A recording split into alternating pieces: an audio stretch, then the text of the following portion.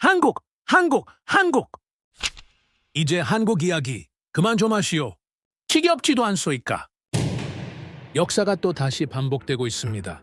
한국은 다시 두 강대국 사이에 끼어 숨조차 고르기 어려운 순간을 맞고 있습니다. 중국과 일본의 갈등이 130년 전의 긴장감을 그대로 재현하듯 치닫고 있고, 세상은 또다시 한국이 선택을 강요받는 자리에 놓였다고 말하고 있었죠. 여러분, 그런데 말입니다. 무슨 이유에선지 중국과 일본이 갑자기 방향을 틀고 있습니다. 매일같이 서로를 향해 고함을 지르던 중국과 일본이 유독 한국 앞에서는 표정을 바꾸기 시작한 것입니다. 중국은 한국은 절대 떨어져선 안 되는 핵심 파트너라며 톤을 낮추고, 일본은 한국을 이웃으로 둔 것은 우리의 행운이라고 말하고 있습니다. 두 강대국이 동시에 한국에게 호의적 태도로 접근하고 있는 이 기묘한 상황. 130년 전 조선을 삼키겠다고 달려들던 그 나라들이 왜 갑자기 한국의 눈치를 보기 시작한 것일까요? 또 그때처럼 한국에게 무언가를 바라는 것이 있는 걸까요? 아니면 이번에는 완전히 다른 결말이 기다리고 있는 걸까요? 그 숨겨진 엄청난 진실, 지금부터 파헤쳐 보겠습니다. 그 전에 잠깐 1초 만에 누를 수 있는 좋아요 버튼을 꾹 눌러주시면 영상 제작에 아주 큰 힘이 됩니다. 그럼 바로 시작하겠습니다. 역사는 잔인할 정도로 반복됩니다. 130년 전에도 그 이후에도 중국과 일본이 부딪히면 그 사이에 땅이 짓밟혔습니다. 전쟁터는 늘 정해져 있었습니다. 제 할아버지는 한국전쟁에 참전했습니다. 그는 늘 말했죠. 그 나라는 늘 강대국 사이에서 고통받았다고. 저는 그날 그 말이 또다시 현실이 되는 건 아닌가 두려웠습니다. 중국과 일본의 긴장이 고조됐고, 일본행 항공권 50만 건이 증발했습니다. 2.2조 엔이라는 손실이 예고됐죠. 이번에도 한국이 휘말리겠구나. 저는 한숨을 쉬며 한국 데이터를 열었습니다. 그런데 제 손이 멈췄습니다. 숫자들이 전혀 다른 이야기를 하고 있었습니다. 130년 전과 똑같은 구도였지만 역할이 완전히 뒤바뀌어 있었습니다. 제 이름은 에드워드 리처드슨입니다. 영국 왕립국제문제연구소에서 20년 넘게 동북아 전략을 분석해온 전문가죠. 저는 이 지역의 권력 구도를 누구보다 잘 안다고 자부했습니다. 하지만 그날 아침 런던의 제 사무실에서 받은 보고서는 제가 알던 모든 것을 뒤흔들어 놓았습니다. 시각은 새벽 5시였습니다.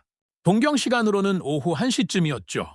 일본 언론들이 일제히 속보를 쏟아내기 시작했습니다.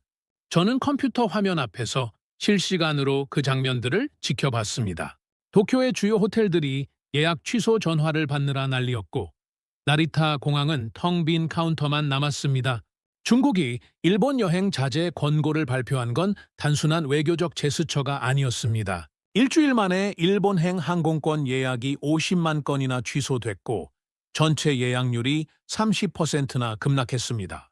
일본 언론들은 난리가 났죠. 관광산업 붕괴 위기, 2.2조 엔 손실 가능성이라는 헤드라인이 쏟아졌습니다. 저는 이 숫자들을 보면서 직감했습니다. 이건 단순한 관광 타격이 아니라 영내 판도가 흔들리는 조짐이라고 말입니다. 중국의 여행 제재 한 번에 일본 경제가 이렇게 흔들릴 줄은 몰랐습니다. 20년간 이 지역을 지켜본 전략가로서도 이런 속도는 처음이었습니다. 일본 관광청의 긴급 보고서를 읽으면서 저는 손에 땀이 났습니다. 교토의 료칸들이 줄줄이 예약 취소를 당하고 있었고, 오사카의 면세점들은 매출이 절반으로 떨어졌습니다. 홋카이도의 스키장들은 시즌 시작도 전에 직원 감축을 고민하고 있었죠. 일본 항공과 전일본 공수는 중국 노선 감편을 검토 중이었습니다. 이건 단순히 관광객이 줄어드는 문제가 아니었습니다. 일본 경제의 한 축이 무너지는 소리였습니다. 2.2조 엔이라는 숫자가 무엇을 의미하는지 아십니까? 일본 전체 관광 수입의 거의 4분의 1에 해당하는 금액입니다. 그게 단 일주일 만에 증발 위기에 처한 겁니다. 그런데 이상한 건, 제가 가장 먼저 걱정한 건 일본이 아니었습니다. 한국이었습니다. 역사적으로 중국과 일본이 충돌할 때마다 한국은 늘 그 사이에서 고통받았으니까요. 청일전쟁도 러일전쟁도 결국 그 땅에서 벌어졌습니다. 할아버지가 참전했던 한국전쟁도 마찬가지였죠. 저는 급히 한국 관련 데이터를 찾기 시작했습니다. 관광 수지, 무역 지표, 환율 변동, 모든 걸 확인했습니다. 이번에도 한국이 피해를 입고 있을 거야 라고 생각하면서 말입니다. 손이 떨렸습니다. 제가 왜 이렇게 긴장하고 있는지 스스로도 이해할 수 없었죠. 그런데 화면에 뜬 숫자들은 제 예상과 완전히 달랐습니다. 한국 경제는 전혀 흔들리지 않았습니다. 아니, 오히려 안정적이었습니다. 중국과 일본의 긴장 속에서도 한국의 수출 지표는 견고했고 관광 산업도 타격이 없었습니다. 한국은 중국 관광객 의존도가 일본보다 훨씬 낮았고 수출 품목도 다변화돼 있었습니다. 이게 대체 어떻게 된 일입니까? 저는 더 깊이 파고들기 시작했습니다. 밤늦게까지 사무실에 남아 일본의 내부 구조를 분석했습니다. 커피를 3잔째 마시면서 일본 정부의 인구 통계 자료를 뒤졌습니다. 그리고 충격적인 보고서를 발견했죠. 일본의 생산 가능 인구는 1995년 877투알 30만 명에서 2024년 73.7만 명으로 급감했습니다. 단 30년 만에 1360만 명이 사라진 겁니다. 이게 어떤 의미인지 아십니까? 런던 인구의 15배가 넘는 사람들이 노동시장에서 사라진 겁니다. 일본 경제를 떠받치던 허리가 무너지고 있었던 거죠. 저는 그래프를 보면서 오싹한 기분이 들었습니다. 이건 단순한 인구 감소가 아니라 국가 체력의 급격한 소진이었습니다. 더 심각한 건 노년 부양비였습니다. 1995년엔 21%였던 게 지금은 49%까지 치솟았습니다. 일하는 사람 2명이 노인 1명을 부양해야 하는 구조죠. 전략가로서 저는 잘 늙는 국가를 본 적이 없습니다. 역사상 모든 제국은 늙으면서 무너졌습니다. 로마도 오스만도 대영 제국도 마찬가지였죠. 일본은 지금 빠르게 늙고 있었고 전략적 체력이 급속히 소진되고 있었습니다. 저는 이 수치를 보고 중얼거렸습니다. 일본은 더 이상 전략국가가 아니다. 130년 전 청일 전쟁을 일으켰던 그 강대국이 지금은 중국의 여행 제재, 한 방에 2조 엔이 넘는 손실을 걱정하고 있다니 믿기 어려웠습니다. 메이지 유신 이후 150년 동안 동아시아를 지배하던 일본의 시대가 정말 끝나가고 있는 걸까요? 그렇다면 중국은 어떨까요? 저는 중국 데이터로 눈을 돌렸습니다. 중국은 분명 양적으로는 거대했습니다. 14억 인구의 세계 2위 경제 대국이죠. 하지만 질적인 면을 들여다보니 이야기가 달라졌습니다. 중국의 1인당 GDP는 한국의 3분의 1 수준에 불과했습니다. 노동 생산성은 한국 대비 4분의 1밖에 안 됐죠. 거대한 몸집에 비해 효율은 형편없었습니다. 기술 집약도도 낮았고 R&D 투자도 한국에 한참 뒤처져 있었습니다. 중국은 여전히 양으로 밀어붙이는 구조였고 질적 성장은 정체돼 있었습니다. 저는 중국 내부 회의록 유출 문건도 입수해서 읽어봤습니다. 그 안에는 중국 지도부의 고민이 적나라하게 드러나 있었죠. 중진국 함정에서 벗어나지 못하고 있다. 핵심 기술에서 한국에 의존하고 있다. 인구 구조가 예상보다 빠르게 악화되고 있다는 내용들이었습니다. 저는 깨달았습니다. 수치로 보면 이 지역에서 믿을 만한 국력은 생각보다 많지 않다는 걸 말입니다. 중국은 크지만 약했고 일본은 늙어가고 있었습니다. 그렇다면 이 영내 판도에서 진짜 안정적인 축은 어디에 있습니까? 저는 무심코 동부가 국력 비교 그래프를 다시 열었습니다. 중국, 일본, 그리고 한국의 지표들이 한눈에 보이는 차트였죠. 중국의 곡선은 거대하지만 질적으로 정체돼 있었고 일본의 곡선은 명백히 하강하고 있었습니다. 그런데 한국의 곡선만 달랐습니다. 안정적이면서도 꾸준히 상승하는 모양이었습니다. 1인당 GDP, R&D 집약도, 노동 생산성, 수출 경쟁력 모든 지표에서 한국만이 유일하게 오르고 있었습니다. 저는 마우스를 잡은 손을 멈추고 그래프를 한참 동안 바라봤습니다. 저는 처음엔 이게 일시적인 현상이라고 생각했습니다. 한국이 잠깐 좋을 뿐이겠지 라고 말입니다. 하지만 지표를 자세히 들여다볼수록 이건 우연이 아니라는 확신이 들었습니다. 한국은 고령화 속도는 빠르지만 생산성과 기술력으로 그걸 상쇄하고 있었습니다. 인구는 줄어들지만 1인당 생산성은 계속 올라가고 있었죠. 표에서 이상한 곡선을 발견했습니다. 한국만이 오르고 있었습니다. 중국도 일본도 약해진 현실 속에서 한국만 홀로 상승 곡선을 그리고 있다니 이게 대체 무슨 의미입니까? 제 머릿속이 복잡해지기 시작했습니다. 저는 복잡한 감정이 스쳤습니다. 20년간 이 지역을 분석하면서 한국을 주목한 적이 거의 없었습니다. 늘 중국과 일본 사이에서 균형을 잡는 나라, 강대국의 영향력 아래 있는 나라로만 봤죠. 그런데 지금 데이터는 전혀 다른 이야기를 하고 있었습니다. 제가 20년간 놓친 게 뭔가 있었다는 생각이 들었습니다. 저는 그날 밤 사무실을 나서면서도 계속 그 그래프가 머릿속을 떠나지 않았습니다. 런던의 차가운 밤거리를 걸으면서 생각했습니다. 여긴 왜 이렇게 안정적이지? 중국도 일본도 흔들리는데 한국만 제자리를 지키고 있다니 이상하지 않습니까? 집에 돌아와서도 잠이 오지 않았습니다. 저는 서재로 들어가 오래된 서랍을 열었습니다. 그 안에는 할아버지 아서, 맥스웰이 남긴 물건들이 있었죠. 낡은 군복 휘장, 흑백 사진, 그리고 손때 묻은 일기장 한 권이었습니다. 사진 속 할아버지는 28배 젊은 군인이었습니다. 1951년 가평 어딘가에서 찍은 사진이었죠. 저는 그 일기장을 펼쳤습니다. 70년도 더 된 글씨들이 희미하게 보였습니다. 할아버지는 한국전쟁 당시 영국군 소속으로 참전했고 특히 가평 전투에서 싸웠습니다. 그가 남긴 기록들은 대부분 전투 상황에 대한 것들이었지만 가끔 한국과 한국 사람들에 대한 인상을 적어놓기도 했습니다. 그중 한 문장이 제 눈에 들어왔습니다. 한국은 절대 쉽게 무너지지 않는 나라야. 할아버지는 폐허가 된 나라를 보면서도 이런 확신을 가졌던 겁니다. 전쟁으로 모든 게 파괴된 땅에서 무엇을 받기에 그런 말을 남겼을까요?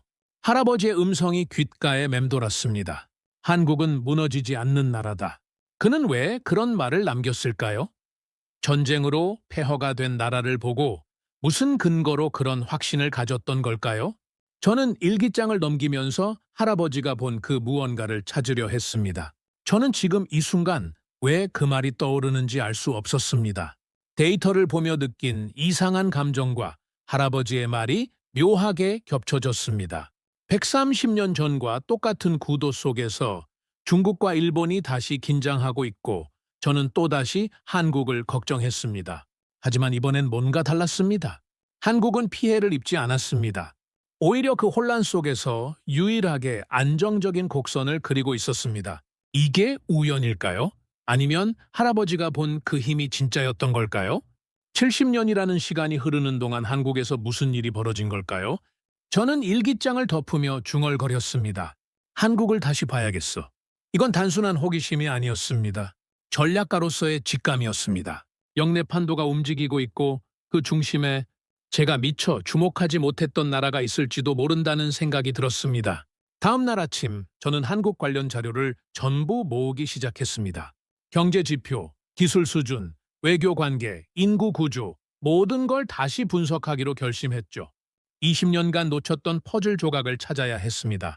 그리고 그 조각이 동북아의 미래를 바꿀 열쇠가 될지도 모른다는 예감이 들었습니다. 제 할아버지가 70년 전에 본 그 힘을 저도 이제 데이터로 확인하게 될지 모른다는 생각이 들었습니다. 저는 그날부터 한국이라는 나라를 완전히 새롭게 분석하기 시작했습니다. 20년간 제가 이 나라를 얼마나 피상적으로만 봤는지 깨달았죠. 중국과 일본 사이에 낀 작은 나라. 그저 그런 중견국 정도로만 생각했던 제 자신이 부끄러웠습니다. 영국 왕립국제문제연구소의 데이터베이스는 방대했습니다. 저는 한국 관련 자료를 모조리 끌어모았습니다. OECD 통계, 세계은행 보고서, IMF 자료, 산업 분석, 리포트까지 책상 위가 온통 한국 관련 문서로 가득 찼죠. 동료들이 지나가면서 이상하게 쳐다봤습니다. 에드워드가 왜 갑자기 한국에 꽂혔지? 첫 번째로 확인한 건 경제 지표였습니다. 한국의 1인당 GDP는 39.9달러였습니다. 이게 어떤 의미인지 아십니까? 일본보다는 약간 낮지만 거의 비슷한 수준이었고 중국의 3배가 넘는 수치였습니다. 저는 이 숫자를 보고 처음으로 의문이 들었습니다. 5천만 인구의 나라가 어떻게 이런 수준에 도달한 거지? 더 놀라운 건 R&D 집약도였습니다. 한국은 GDP 대비 연구개발 투자 비율이 동아시아 1위였습니다. 심지어 일본보다도 높았죠. 4.8%라는 수치는 세계 최고 수준이었습니다. 이건 우연이 아니라 국가 전략이었습니다. 한국은 의도적으로 기술과 혁신에 모든 걸 걸고 있었습니다. 노동 생산성 지표에서 저는 입을 다물 수가 없었습니다. 중국 대비 노동 생산성이 4배였습니다. 같은 시간을 일해도 한국 노동자 1명이 만들어내는 가치가 중국 노동자 4명의 가치와 맞먹는다는 뜻이었죠. 이건 단순히 부지런해서가 아니었습니다. 기술력, 시스템, 효율성이 완전히 다른 차원이었던 겁니다. 저는 중얼거렸습니다. 이건 우연이 아니다. 데이터 하나하나가 명확한 패턴을 보여주고 있었습니다. 한국은 양보다 질로 승부하는 나라였습니다. 인구는 중국의 30분의 1도 안 되지만 1인당 생산성으로 그 격차를 메우고 있었던 겁니다. 저는 더 깊이 파고들었습니다. 한국의 산업 구조를 들여다보니 놀라운 사실이 보였습니다. 반도체, 디스플레이, 배터리, 정밀화학, 조선, 자동차 모든 분야에서 한국은 세계 최상위권이었습니다. 특히 반도체 분야에서는 메모리 시장의 70%를 장악하고 있었죠. 이 정도면 패턴이 아니라 구조였습니다. 한국은 체계적으로 고부가 가치 산업을 키워왔고 그게 지금 결실을 맺고 있었습니다. 저는 그래프를 보면서 생각했습니다. 70년 전 폐허였던 나라가 어떻게 이렇게 됐지? 그런데 더욱 충격적인 건 따로 있었습니다. 저는 중국과 일본의 대한국 무역 의존도를 분석하기 시작했습니다. 그리고 믿기 어려운 구조를 발견했죠. 일본은 한국이 수출하는 핵심 부품과 소재에 깊이 의존하고 있었습니다. 반도체 제조 장비의 핵심 부품, 디스플레이용 정밀 화학 소재, 2차 전지 핵심 소재들이 모두 한국에서 일본으로 흘러가고 있었습니다. 일본의 첨단 산업이 한국 없이는 제대로 돌아갈 수 없는 구조였던 겁니다. 이게 무슨 의미입니까? 130년 전 조선을 지배했던 일본이 지금은 한국의 기술에 의존하고 있다니 말입니다. 중국은 더 심각했습니다. 중국의 제조업 수출품 중 상당수가 한국산 중간재와 부품을 사용하고 있었습니다. 특히 반도체와 디스플레이 분야에서 중국은 한국 기술 없이는 완제품을 만들 수 없었죠. 중국이 아무리 거대해도 핵심 기술에서는 한국을 대체할 수 없었습니다. 저는 무릎을 쳤습니다. 둘 다 한국을 필요로 하는구나. 이건 제가 20년간 본 동북아 구도와 완전히 달랐습니다. 강대국이 약소국을 필요로 하는 게 아니라 기술 강국을 강대국이 필요로 하는 구조였던 겁니다. 국력의 방향이 중국, 일본과 완전히 다르다고 분석할 수밖에 없었습니다. 저는 커피를 한 모금 마시며 생각에 잠겼습니다. 대체 어떻게 이런 구조가 만들어진 거지? 1953년 전쟁이 끝났을 때 한국의 1인당 GDP는 67달러였습니다. 세계 최빈국 중 하나였죠. 그런데 70년 만에 39천 달러가 넘는 선진국이 됐고 중국과 일본이 의존하는 기술 강국이 됐습니다. 이건 기적이라고 밖에 설명할 수 없었습니다. 아니, 기적이라는 말로도 부족했습니다. 역사상 이렇게 빠르고 완전하게 변신한 나라는 거의 없었으니까요. 저는 데이터를 보면서 점점 더 한국이라는 나라에 매료되기 시작했습니다. 그날 밤 저는 다시 할아버지의 유품을 꺼냈습니다. 일기장을 더 자세히 읽어보고 싶었죠. 페이지를 넘기다가 1951년 4월 24일자 기록을 발견했습니다. 가평 전투 직후에 쓴 글이었습니다. 우리는 중공군에게 거의 포위될 뻔했다. 절망적인 상황이었다. 하지만 한국군 병사들은 포기하지 않았다. 그들의 눈빛에서 나는 뭔가 다른 걸 봤다. 공포가 아니라 의지였다. 이 나라를 지키겠다는 결연함이었다. 저는 그 문장을 여러 번 읽었습니다. 할아버지가 본 그 의지가 무엇이었을까요? 폐허 속에서도 포기하지 않는 힘. 그게 70년 후 이런 결과를 만들어낸 원동력이었을까요? 일기를 더 넘기다가 또 다른 문장을 발견했습니다. 한국은 무너질 만큼 무너졌지만 결코 꺾이지 않는 사람들이었다. 할아버지는 전쟁 중에도 한국인들의 회복력을 목격했던 겁니다. 파괴된 마을을 다시 세우고 죽은 가족을 애도하면서도 다시 일어서는 모습을 봤던 거죠. 저는 일기장을 덮고 깊은 생각에 잠겼습니다. 데이터가 보여주는 한국과 할아버지가 목격한 한국이 연결되기 시작했습니다.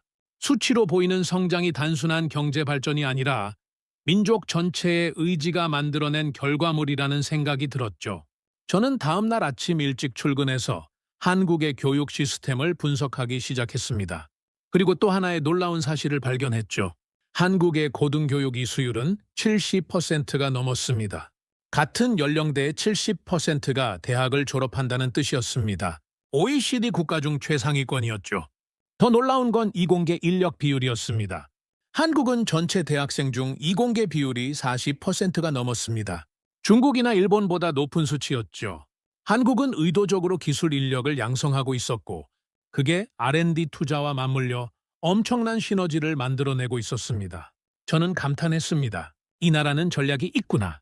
한국은 자원도 없고 땅도 좁지만 사람에게 투자했습니다. 교육에 투자하고 기술에 투자하고 혁신에 투자했죠. 그리고 70년 만에 그 투자가 결실을 맺어 중국과 일본이 의존하는 기술 강국이 된 겁니다. 저는 처음으로 생각했습니다. 한국이 진짜 강대국일 가능성이 있다. 물론 군사력이나 인구로 보면 중국이나 미국에 비할 바가 아니었습니다. 하지만 경제력, 기술력, 그리고 전략적 위치를 종합하면 한국은 분명 동북아의 핵심 국가였습니다. 그런데 아직 확신이 서지 않았습니다. 데이터는 명확했지만 제 머릿속에는 여전히 의문이 남아 있었죠. 한국이 정말 이 위치를 유지할 수 있을까? 고령화 속도는 세계 최고 수준이었고 중국과 일본 사이에서 외교적 줄타기도 쉽지 않았습니다. 저는 한국의 위기 대응 능력을 분석하기 시작했습니다. 1997년 외환위기, 2008년 금융위기, 2020년 팬데믹 상황에서 한국이 어떻게 대응했는지 살펴봤죠. 그리고 놀라운 패턴을 발견했습니다. 한국은 위기 때마다 빠르게 회복했고 오히려 더 강해져서 돌아왔습니다. 1997년 외환위기 때는 IMF 구제 금융을 받았지만 3년 만에 조기 상환했습니다. 2008년 금융위기 때는 다른 선진국들이 휘청거릴 때 오히려 성장했죠. 2020년 팬데믹 때도 K-방역으로 세계의 주목을 받으며 경제 타격을 최소화했습니다. 저는 깨달았습니다. 한국은 잠깐 흔들리지만 곧바로 일어선다. 이건 우연이 아니었습니다. 시스템이었죠. 빠른 의사결정, 효율적인 집행, 그리고 국민들의 협력이 만들어낸 회복 탄력성이었습니다. 할아버지가 본 그 의지가 시스템으로 구현된 거였습니다. 저는 그날 저녁 동료 한 명에게 말했습니다. 제가 한국을 완전히 잘못 봤던 것 같습니다. 동료는 웃으며 물었죠. 뭘 발견했는데요? 저는 대답했습니다. 한국은 단순히 성공한 나라가 아니라 동북아의 새로운 중심축이 될 가능성이 있습니다. 동료는 의아한 표정을 지었습니다. 중국과 일본을 제쳐두고요? 저는 고개를 끄덕였습니다. 중국은 크지만 질적으로 약하고 일본은 늙어가고 있습니다. 하지만 한국은 작지만 강하고 계속 성장하고 있습니다. 그리고 무엇보다 중국도 일본도 한국을 필요로 합니다. 그날 밤 집으로 돌아가는 길에 저는 생각했습니다. 제가 한국을 다시 보게 된 건 우연이 아니었을 겁니다. 할아버지가 70년 전에 본 그 힘을 저도 이제 데이터로 확인하고 있었습니다. 폐허에서 일어선 나라, 절대 꺾이지 않는 사람들, 그들이 만들어낸 기적 같은 성장이 이제 동북아 전체의 판도를 바꾸고 있었습니다. 저는 확신하기 시작했습니다. 한국은 우연히 성공한 나라가 아니라 전략적으로 국력을 키워온 나라였습니다. 그리고 그 국력이 이제 중국과 일본마저 흔들 수 있는 수준에 도달했다는 걸 말입니다. 130년 전에는 두 강대국 사이에서 짓밟혔지만 지금은 두 강대국이 모두 필요로 하는 나라가 됐습니다. 하지만 저는 아직 한 가지가 더 궁금했습니다. 한국이 이 위치를 어떻게 활용할 것인가? 중국과 일본 사이에서 어떤 선택을 할 것인가? 그리고 동북아의 미래는 어떻게 될 것인가? 저는 더 깊이 연구해야 한다는 걸 알았습니다. 이 이야기는 이제 시작일 뿐이었으니까요. 저는 그 후 몇 주 동안 한국 관련 자료에 완전히 빠져 지냈습니다. 사무실에서도 집에서도 지하철에서도 한국 데이터를 분석했죠. 동료들은 제가 이상해졌다고 농담했지만 저는 멈출 수가 없었습니다. 제가 발견한 것이 단순한 통계가 아니라 역사의 전환점일지도 모른다는 확신이 들었으니까요. 그러던 어느 날 아침 중국 외교부의 공식 발표가 제 이메일로 날아왔습니다. 정례 브리핑이었지만 그 안에 심상치 않은 문장이 들어 있었습니다. 한국은 우리의 필수적인 전략적 파트너입니다. 양국 관계는 어떤 외부 요인으로도 흔들려서는 안 됩니다. 저는 화면을 보고 잠시 멈췄습니다. 중국이 한국을 필수적이라고 표현한 겁니다. 이건 외교적 수사가 아니었습니다. 실제로 중국이 한국 없이는 전략적 균형을 유지할 수 없다는 걸 인정한 거였죠. 저는 그 문장을 다시 읽으며 중얼거렸습니다. 중국이 한국에 빌고 있어. 더 놀라운 건 그 다음 주에 일본에서 나온 발언이었습니다. 일본 총리가 국회 답변에서 이렇게 말했습니다. 한국이라는 이웃을 둔 것은 일본의 행운입니다. 우리는 한국과의 관계를 더욱 강화해야 합니다. 일본 총리의 입에서 한국을 행운이라고 표현하다니 이건 역사상 처음 있는 일이었습니다. 저는 두 발표를 나란히 놓고 비교했습니다. 중국은 한국을 필수 파트너라고 했고 일본은 행운이라고 했습니다. 양국이 동시에 한국을 자기 편으로 만들기 위해 공개적으로 구애하고 있었던 겁니다. 이게 무슨 의미입니까? 130년 전 청일전쟁 때는 두 나라가 조선을 놓고 싸웠지만 지금은 두 나라가 한국의 선택을 기다리고 있었습니다. 저는 충격을 받았습니다. 역사가 정말로 반복되고 있었지만 역할이 완전히 뒤바뀌어 있었습니다. 130년 전에는 조선이 두 강대국의 전쟁터가 됐지만 지금은 한국이 두 강대국의 구애를 받고 있었습니다. 이건 단순한 외교적 변화가 아니라 권력 구조의 근본적인 전환이었습니다. 저는 더 깊이 파고들기 시작했습니다. 중국과 일본이 최근 몇 년간 한국에 보낸 메시지들을 모두 수집했죠. 그리고 명확한 패턴을 발견했습니다. 두 나라 모두 한국을 잃는 것을 두려워하고 있었습니다. 중국은 한국의 기술이 필요했고 일본은 한국과의 경제 협력이 필요했습니다. 중국의 경우를 보면 더 명확했습니다. 중국은 반도체와 디스플레이 분야에서 한국 기술에 크게 의존하고 있었습니다. 만약 한국이 중국에 대한 기술 수출을 제한한다면 중국의 첨단 산업은 심각한 타격을 받을 수밖에 없었죠. 그래서 중국은 계속해서 한국에 우호적인 메시지를 보내고 있었습니다. 일본도 마찬가지였습니다. 일본은 고령화로 인해 국내 소비 시장이 줄어들고 있었고 한국과의 무역이 점점 더 중요해지고 있었습니다. 특히 부품 소재 분야에서 일본은 한국 기업들과의 협력 없이는 글로벌 경쟁력을 유지하기 어려웠죠. 그래서 과거의 역사 문제에도 불구하고 일본은 한국과의 관계 개선에 적극적이었습니다. 저는 국제회의 자료들도 분석했습니다. G20 회의, APEC 회의, 각종 경제 포럼에서 한국 대표의 발언과 위치를 살펴봤죠. 그리고 흥미로운 사실을 발견했습니다. 한국은 특정 국가 편을 들지 않았습니다. 미국과 중국 사이에서, 중국과 일본 사이에서 한국은 철저하게 실리를 추구하는 외교를 펼치고 있었습니다. 이게 바로 한국의 전략이었습니다. 어느 한쪽에 완전히 기울지 않으면서 자신의 기술력과 경제력을 바탕으로 독자적인 길을 가고 있었던 겁니다. 그리고 그 전략이 놀랍게도 효과를 발휘하고 있었습니다. 중국도 일본도 미국도 한국을 필요로 했고 그 누구도 한국을 잃고 싶어 하지 않았습니다. 저는 이걸 뭐라고 불러야 할지 고민했습니다. 균형자, 중재자 아니었습니다. 한국은 단순히 중간에서 균형을 잡는 게 아니라 적극적으로 자신의 이익을 추구하면서 판을 주도하고 있었습니다. 저는 새로운 용어를 만들었습니다. 현대판 조정자. 한국은 동북아의 조정자가 되고 있었습니다. 그날 오후, 저는 한국의 최근 외교 행보를 정리한 보고서를 작성했습니다. 그리고 결론 부분에 이렇게 썼습니다. 한국은 더 이상 선택받는 국가가 아니라 선택하는 국가다. 이 문장을 쓰는 순간 제 손이 떨렸습니다. 20년간 이 지역을 분석하면서 이런 결론을 내릴 줄은 상상도 못했으니까요. 저는 보고서를 동료들에게 돌렸습니다. 반응은 엇갈렸죠. 일부는 제 분석에 동의했지만 일부는 회의적이었습니다. 한국이 그 정도로 강력한 위치에 있을까? 중국과 일본이 정말 한국에 의존하고 있을까? 의문을 제기하는 목소리도 많았습니다. 하지만 저는 확신이 있었습니다. 데이터가 명확했으니까요. 중국의 대한국 수입 의존도, 일본의 대한국 부품 의존도, 한국의 기술, 경쟁력, 모든 지표가 제 결론을 뒷받침하고 있었습니다. 한국은 작지만 강했고 그 강함이 동북아 전체의 균형을 좌우하고 있었습니다. 그날 밤 집에 돌아와서 저는 다시 할아버지의 일기를 펼쳤습니다. 이제는 습관이 됐죠.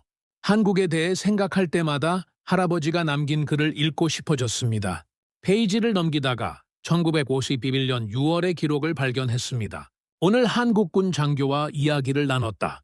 그는 전쟁이 끝나면 이 나라를 다시 세우겠다고 말했다. 폐허 위에 새로운 나라를 만들겠다고 했다. 나는 그의 눈빛을 보며 생각했다. 이 사람들은 정말로 해낼 것 같다. 한국은 늘 그보다 더 큰 나라가 될 자격이 있다. 저는 그 문장을 읽고 숨이 멎었습니다. 한국은 늘 그보다 더 큰 나라가 될 자격이 있다. 할아버지는 70년 전에 이미 한국의 가능성을 봤던 겁니다. 폐허 속에서도 포기하지 않는 의지, 더 나은 미래를 향한 열망, 그걸 보고 할아버지는 확신했던 거죠. 저는 중얼거렸습니다. 그게 지금 눈앞에 벌어지고 있는 일인가? 할아버지가 본 그 잠재력이 70년이라는 시간을 거쳐 현실이 된 겁니다. 폐허에서 일어선 나라가 이제 중국과 일본이 모두 필요로 하는 나라가 됐습니다. 할아버지의 예언이 실현되고 있었습니다. 저는 일기장을 덮고 창밖을 바라봤습니다. 런던의 밤하늘에는 별이 보이지 않았지만 제 머릿속에는 한국의 미래가 선명하게 보였습니다. 한국은 단순히 경제적으로 성공한 나라가 아니었습니다. 지정학적으로 동북아의 중심축이 되고 있었습니다. 다음 날 아침, 저는 연구소 회의에서 제 분석을 발표했습니다. 동북아의 권력 구조가 변하고 있습니다. 중국은 약해지고 일본은 늙어가고 있습니다. 하지만 한국은 질적으로 상승하고 있습니다. 그리고 중국도 일본도 한국을 필요로 합니다. 이것이 의미하는 바는 명확합니다. 동북아의 중심축이 이동하고 있습니다. 회의실이 조용해졌습니다. 제 동료들은 심각한 표정으로 제 발표를 들었습니다. 발표가 끝나자 질문이 쏟아졌습니다. 한국이 정말 그런 위치에 있습니까? 중국과 일본이 정말 한국에 의존하고 있습니까? 한국이 이 위치를 유지할 수 있을까요? 저는 차분하게 대답했습니다. 네, 데이터가 명확히 보여주고 있습니다. 한국은 반도체, 디스플레이, 배터리, 정밀화학 모든 분야에서 세계 최상위권입니다. 중국과 일본이 이 기술들 없이는 글로벌 경쟁력을 유지할 수 없습니다. 그리고 한국은 고령화라는 과제가 있지만 생산성과 혁신으로 그것을 상쇄하고 있습니다. 한 선임 연구원이 물었습니다. 그렇다면 한국의 한계는 무엇입니까? 저는 잠시 생각한 후 대답했습니다. 인구입니다. 한국의 가장 큰 약점은 빠른 고령화와 인구 감소입니다. 하지만 한국은 이미 그 문제를 인식하고 자동화와 AI에 투자하고 있습니다. 사람이 줄어도 생산성을 유지하려는 전략이죠. 회의가 끝난 후 소장님이 저를 불렀습니다. 에드워드, 자네 정말 한국이 동북아의 중심축이 될 거라고 생각하나? 저는 고개를 끄덕였습니다. 네, 저는 확신합니다. 한국은 이미 중심축입니다. 단지 세계가 아직 그걸 충분히 인식하지 못하고 있을 뿐입니다. 소장님은 잠시 생각하더니 말했습니다. 그렇다면 자네가 그 이야기를 세상에 알려야 할 것 같네. 보고서를 정식으로 작성해서 발표하게. 저는 가슴이 뛰었습니다. 제가 발견한 것을 세상에 알릴 수 있는 기회가 온 겁니다. 그날부터 저는 본격적인 보고서 작성에 들어갔습니다. 제목은 동북아의 새로운 중심축, 한국의 부상과 지정학적 함의로 정했습니다. 보고서에는 지난 몇 주간 제가 분석한 모든 데이터와 결론을 담았습니다. 보고서를 쓰면서 저는 계속 생각했습니다. 130년 전 청일전쟁 때 조선은 두 강대국의 전쟁터였습니다. 일본이 승리하면서 조선은 일본의 식민지가 됐죠. 70년 전 한국전쟁 때도 한국은 강대국들의 대리전 무대였습니다. 하지만 지금은 완전히 다릅니다. 지금 한국은 스스로 선택하는 나라입니다. 중국과 일본, 미국과 중국 사이에서 한국은 자신의 길을 가고 있습니다. 그리고 그 선택을 존중받고 있습니다. 왜일까요? 한국이 기술적으로, 경제적으로 너무 중요해졌기 때문입니다. 어느 나라도 한국을 적으로 돌릴 수 없습니다. 저는 보고서 결론 부분에 이렇게 썼습니다. 역사는 반복되지만 이번엔 한국의 위치가 완전히 달라졌다. 130년 전 두 강대국 사이에서 짓밟혔던 나라가 이제는 두 강대국이 모두 필요로 하는 나라가 됐다. 이것이 의미하는 바는 명확하다. 동북아의 권력 구조가 근본적으로 변했고 그 중심에 한국이 있다. 그 문장을 쓰는 순간 저는 제가 역사적인 순간을 기록하고 있다는 걸 깨달았습니다. 이건 단순한 학술 보고서가 아니었습니다. 시대의 전환을 포착한 기록이었습니다. 할아버지가 70년 전에 목격한 한국의 잠재력이 이제 완전히 꽃피우고 있었습니다. 저는 할아버지 사진을 책상 위에 놓고 말했습니다. 할아버지, 당신이 옳았습니다. 한국은 정말로 더 큰 나라가 됐습니다. 그것도 상상을 초월할 정도로요. 사진 속 할아버지는 여전히 젊은 군인의 모습으로 웃고 있었지만 저는 그가 제 말을 듣고 있다고 느꼈습니다. 보고서를 완성하는 데 2주가 걸렸습니다. 총 150페이지에 달하는 방대한 분량이었죠. 데이터, 그래프, 분석, 결론 모든 것을 담았습니다. 그리고 마지막 페이지에 할아버지의 일기에서 인용한 문장을 넣었습니다. 한국은 늘 그보다 더 큰 나라가 될 자격이 있다. 보고서를 제출한 날, 저는 묘한 감정을 느꼈습니다. 뿌듯함과 동시에 경외감이었습니다. 제가 발견한 것은 단순한 경제 지표가 아니었습니다. 한 나라의 놀라운 여정이었고 역사의 아이러니였으며 인간 의지의 승리였습니다. 폐허에서 일어난 나라가 70년 만에 강대국들이 필요로 하는 나라가 됐다는 것. 그게 얼마나 놀라운 일입니까? 저는 창밖을 보며 생각했습니다. 한국은 이제 진짜 시작입니다. 동북아의 중심축이 된 지금부터가 진짜 시험대일 겁니다. 한국이 이 위치를 어떻게 활용할지, 중국과 일본 사이에서 어떤 역할을 할지, 그리고 세계 무대에서 어떤 영향력을 행사할지 지켜봐야 합니다. 하지만 한 가지는 확실했습니다. 한국은 더 이상 주변국이 아니었습니다. 중심국이었습니다. 제 보고서가 연구소 내부에 공개되자 예상치 못한 반응이 쏟아졌습니다. 긍정적인 평가도 있었지만 생각보다 많은 반대 의견이 나왔죠. 특히 일본 전문가들의 반발이 거셌습니다. 그들은 제 분석을 정면으로 반박하기 시작했습니다. 도쿄대학 출신의 일본 연구자 타나카 교수가 가장 먼저 목소리를 높였습니다. 그는 국제 포럼에서 제 보고서를 직접 거론하며 비판했죠. 한국을 과대평가하고 있습니다. 한국의 현재 성과는 일시적인 반등일 뿐이며 장기적으로 중국이나 일본의 종합 국력을 넘어설 수 없습니다. 저는 그의 발언을 온라인으로 시청하면서 불편한 감정이 들었습니다. 그의 논리는 명확했습니다. 일본은 150년의 산업화 역사를 가지고 있고 중국은 14억 인구라는 절대적 우위가 있습니다. 한국이 아무리 기술력이 뛰어나도 이 격차를 극복할 수 없다는 주장이었죠. 더 많은 일본 학자들이 가세했습니다. 그들은 한국의 고령화 속도, 출산율 저하, 남북 분단이라는 지정학적 리스크를 집중적으로 공격했습니다. 한국은 구조적 한계가 너무 많다. 지속 가능한 성장 모델이 아니다. 결국 중국과 일본 사이에서 선택을 강요받을 것이다. 라는 분석들이 쏟아졌습니다. 저는 그들의 논문을 하나씩 읽으면서 점점 불안해졌습니다. 그들의 지적이 완전히 틀린 건 아니었으니까요? 한국은 분명 약점이 있었습니다. 특히 인구 구조 문제는 심각했죠. 합계 출산율이 0.7명대까지 떨어진 상황에서 한국이 장기적으로 성장을 유지할 수 있을까요? 제 머릿속에도 의문이 생기기 시작했습니다. 내가 한국을 너무 높게 평가한 건 아닐까? 데이터는 명확했지만 일본 연구자들의 반론도 설득력이 있었습니다. 저는 밤늦게까지 자료를 다시 검토했습니다. 혹시 제가 놓친 변수가 있는 건 아닐까 하는 생각이 들었죠?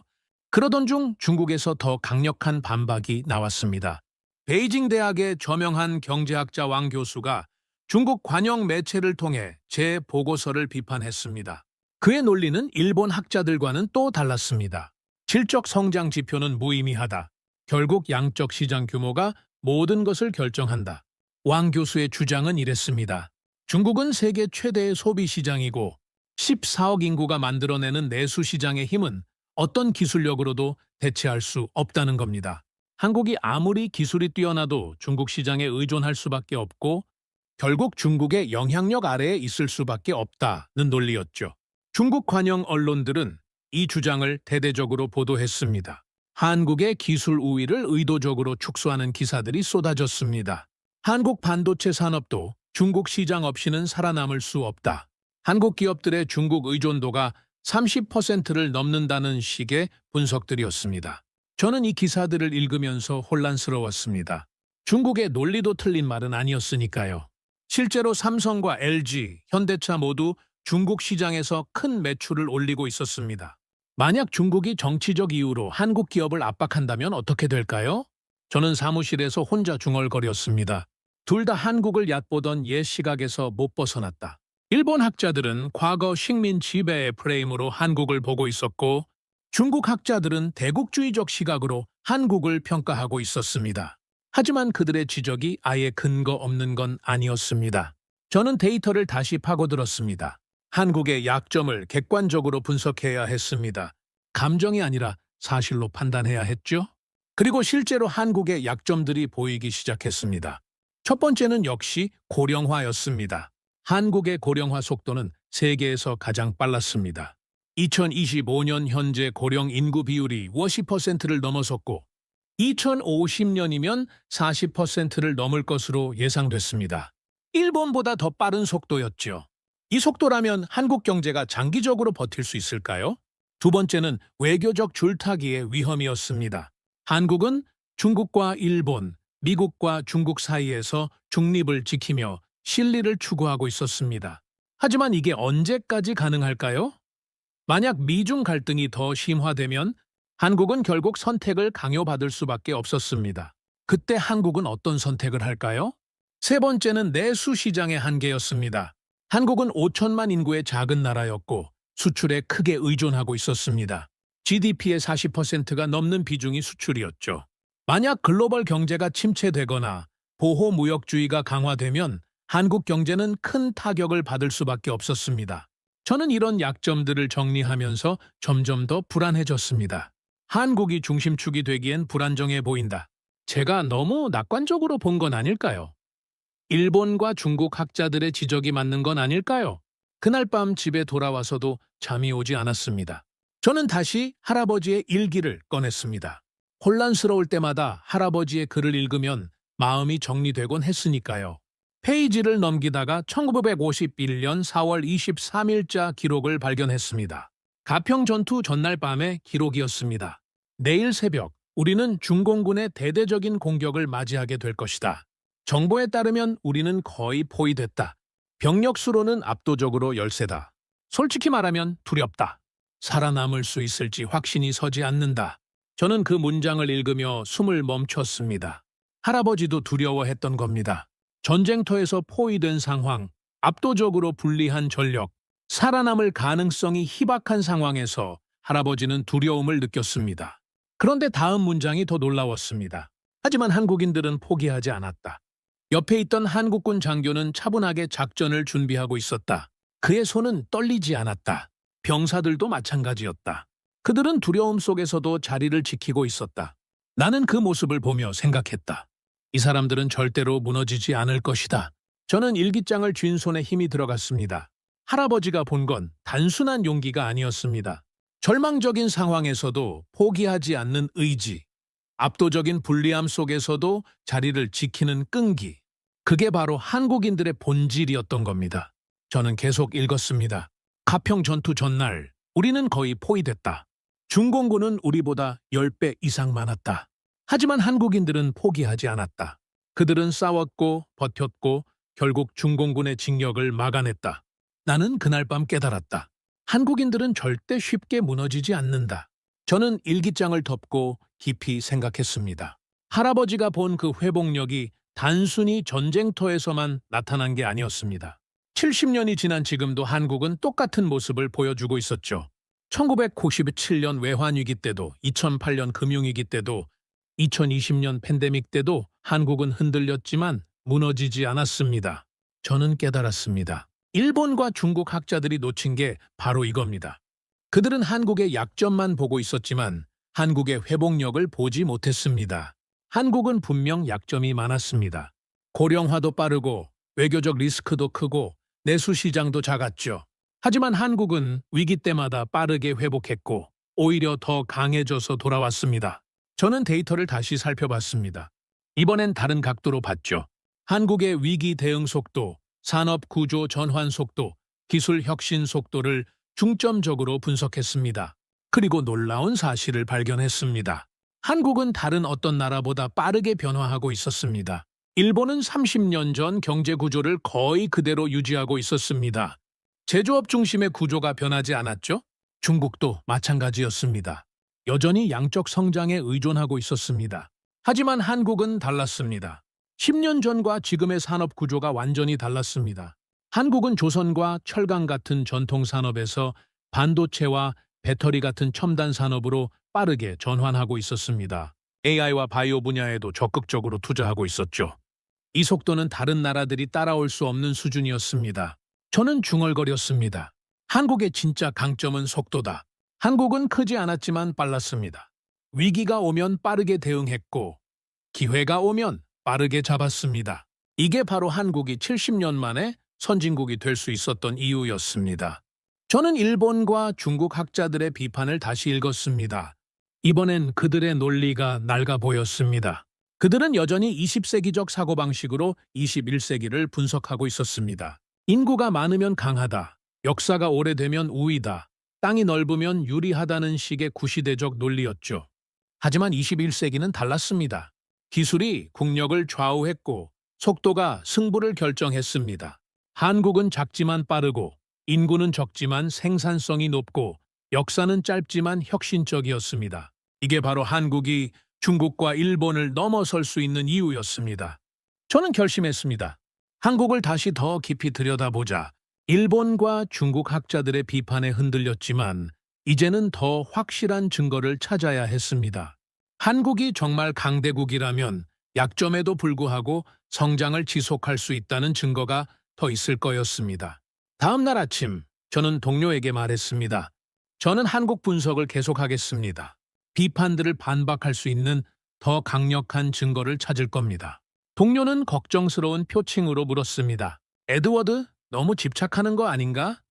저는 고개를 저었습니다. 집착이 아닙니다. 확신입니다. 저는 한국의 작은 기적들을 찾기 시작했습니다. 큰 지표 말고 작은 지표들, 눈에 잘 띄지 않지만 한국의 진짜 힘을 보여주는 증거들을 찾기로 했죠. 산업별 특허 출원수, 스타트업 성공률, 기술 이전 속도, 위기 대응 시스템 같은 세부 지표들을 파고들었습니다. 그리고 놀라운 사실들을 발견하기 시작했습니다. 한국은 산업별 특허 출원에서 미국과 일본을 제치고 1위를 차지한 분야가 여러 개 있었습니다.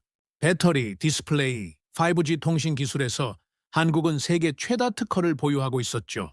이건 단순히 현재 강한 게 아니라 미래에도 강할 거라는 의미였습니다. 스타트업 생태계도 놀라웠습니다. 한국의 유니콘 기업 수는 아시아에서 중국 다음으로 많았습니다. 인구 대비로 환산하면 세계 최고 수준이었죠.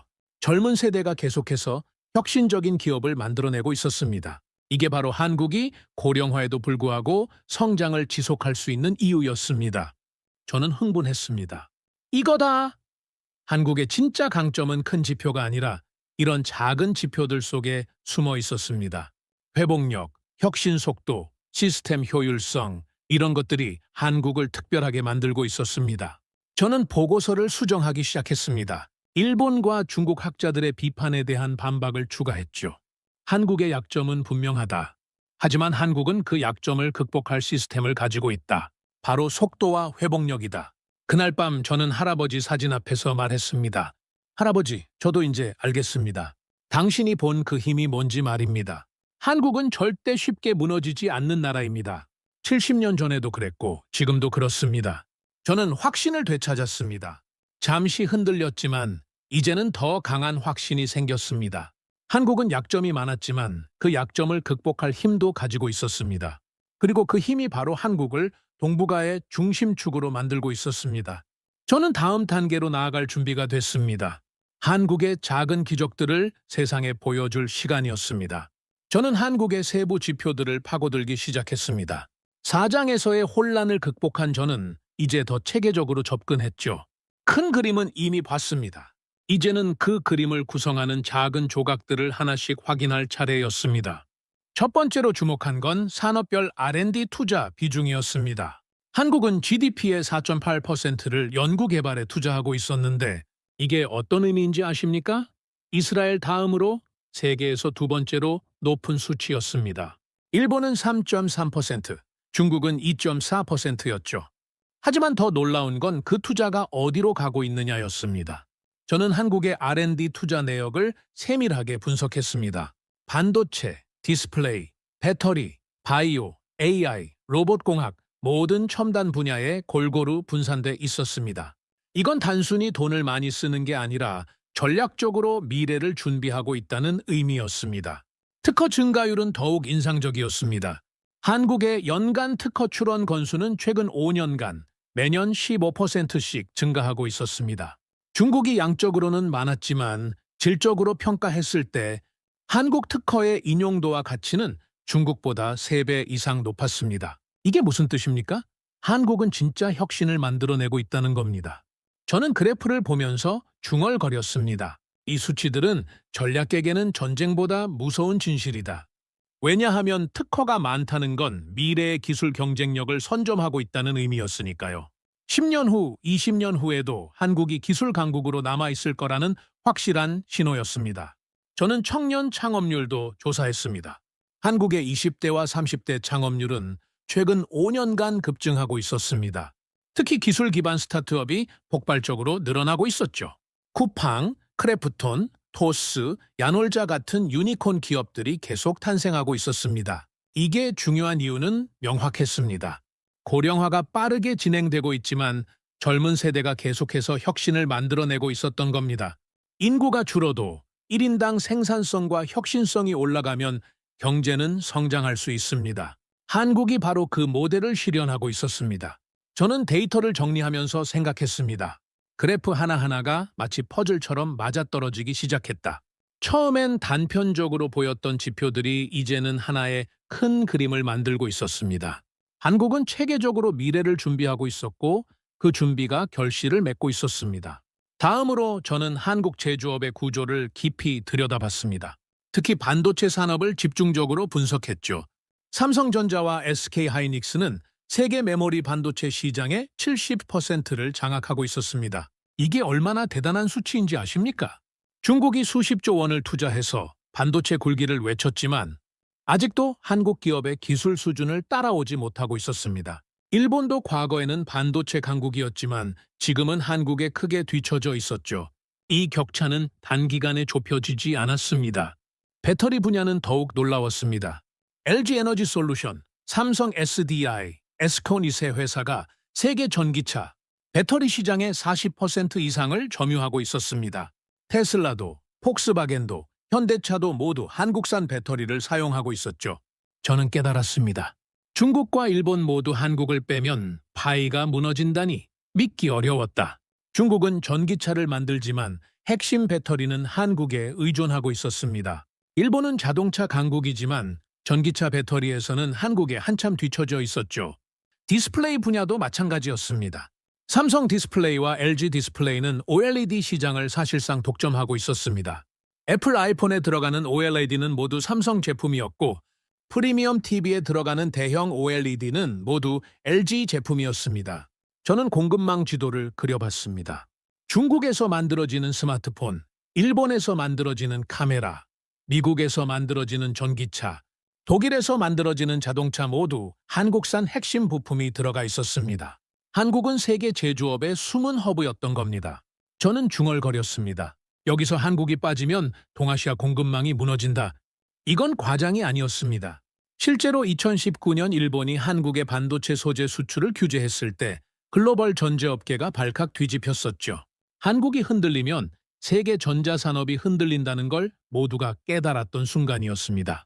저는 한국의 위기 대응 시스템도 분석했습니다. 2019년 일본의 수출 규제를 한국은 어떻게 극복했을까요? 2년 만에 국산화에 성공했습니다. 일본이 독점하던 핵심 소재를 한국이 자체 개발한 겁니다. 이 속도는 중국도 유럽도 따라할 수 없는 수준이었습니다. 2020년 팬데믹 때도 마찬가지였습니다. 한국은 진단키트를 신속하게 개발해서 세계에 수출했습니다. K방역이 화제가 됐죠. 백신 생산 능력도 빠르게 확보했습니다. 위기가 오면 한국은 놀라운 속도로 대응했고 오히려 그 위기를 기회로 만들었습니다. 저는 데이터를 보면서 확신했습니다. 약한 국가는 요동치지만 한국은 흔들리지 않았다. 일본은 중국의 관광 제재에 크게 흔들렸지만 한국은 같은 상황에서도 안정적이었습니다. 중국은 미국의 기술 제재에 휘청거렸지만 한국은 자체 기술로 버텼습니다. 저는 한국의 회복 탄력성이 어디서 나오는지 궁금했습니다. 그래서 한국의 교육 시스템, 기업 문화, 정부 정책을 종합적으로 분석했습니다. 그리고 한국만의 독특한 시스템을 발견했죠. 한국은 위기가 오면 정부, 기업, 국민이 놀라운 속도로 협력했습니다. 1997년 외환위기 때 국민들이 금 모으기 운동을 했던 것처럼 위기 앞에서 한국 사회는 하나로 뭉쳤습니다. 이게 바로 한국이 빠르게 회복할 수 있는 비결이었습니다. 기업들도 위기에 빠르게 대응했습니다. 삼성은 2008년 금융위기 때 오히려 반도체에 대규모 투자를 단행해서 경쟁사들을 따돌렸습니다. 현대차는 2020년 팬데믹 때 전기차로 빠르게 전환해서 시장 점유율을 높였죠. 한국 기업들은 위기를 기회로 바꾸는 능력이 뛰어났습니다. 저는 이 모든 걸 정리하면서 생각했습니다. 이 정도면 패턴이 아니라 구조다. 한국의 성공은 우연이 아니었습니다. 시스템이었습니다. 교육, R&D, 기업, 정부, 국민이 모두 같은 방향을 보고 있었고 그게 놀라운 시너지를 만들어내고 있었습니다. 저는 한국을 직접 보고 싶어졌습니다. 데이터로만 보는 게 아니라 현장을 느끼고 싶었죠. 마침 연구소에서 아시아 순방 계획이 있었고 저는 서울 일정을 추가했습니다. 한국의 연구단지와 기업들을 직접 방문하기로 했습니다. 2주 후 저는 인천공항에 도착했습니다. 처음 밟는 한국 땅이었습니다. 할아버지가 70년 전에 전쟁터로 왔던 그 나라를 저는 이제 기술 강국으로 방문하고 있었습니다. 묘한 감정이 들었죠. 첫 방문지는 판교 테크노밸리였습니다. 한국의 대표적인 IT 단지였죠. 제가 본 광경은 놀라웠습니다. 젊은 엔지니어들이 빠르게 움직이고 있었고 스타트업들이 즐비했습니다. 네이버, 카카오 같은 대기업부터 수백 개의 스타트업까지 모여 있었죠. 저는 한 AI 스타트업을 방문했습니다. 20대 후반의 CEO가 직접 회사를 소개해 주었습니다. 저희는 의료 AI를 개발하고 있습니다. 이미 세계국에 수출했고 내년에는 미국 시장에 진출할 계획입니다. 그의 눈빛에는 자신감이 넘쳤습니다. 저는 물었습니다. 한국에서 창업하는 게 어렵지 않습니까? 그는 웃으며 대답했습니다. 물론 어렵죠. 하지만 가능합니다. 정부 지원도 있고 투자자들도 많고 무엇보다 빠르게 실행할 수 있는 환경이 있습니다. 저는 그 말을 듣고 깨달았습니다. 한국이 왜 이렇게 빠르게 발전했는지 피부로 실감했습니다. 한국 사람들은 빠르게 결정하고 빠르게 실행하고 빠르게 배웠습니다. 이 속도감이 바로 한국의 경쟁력이었습니다.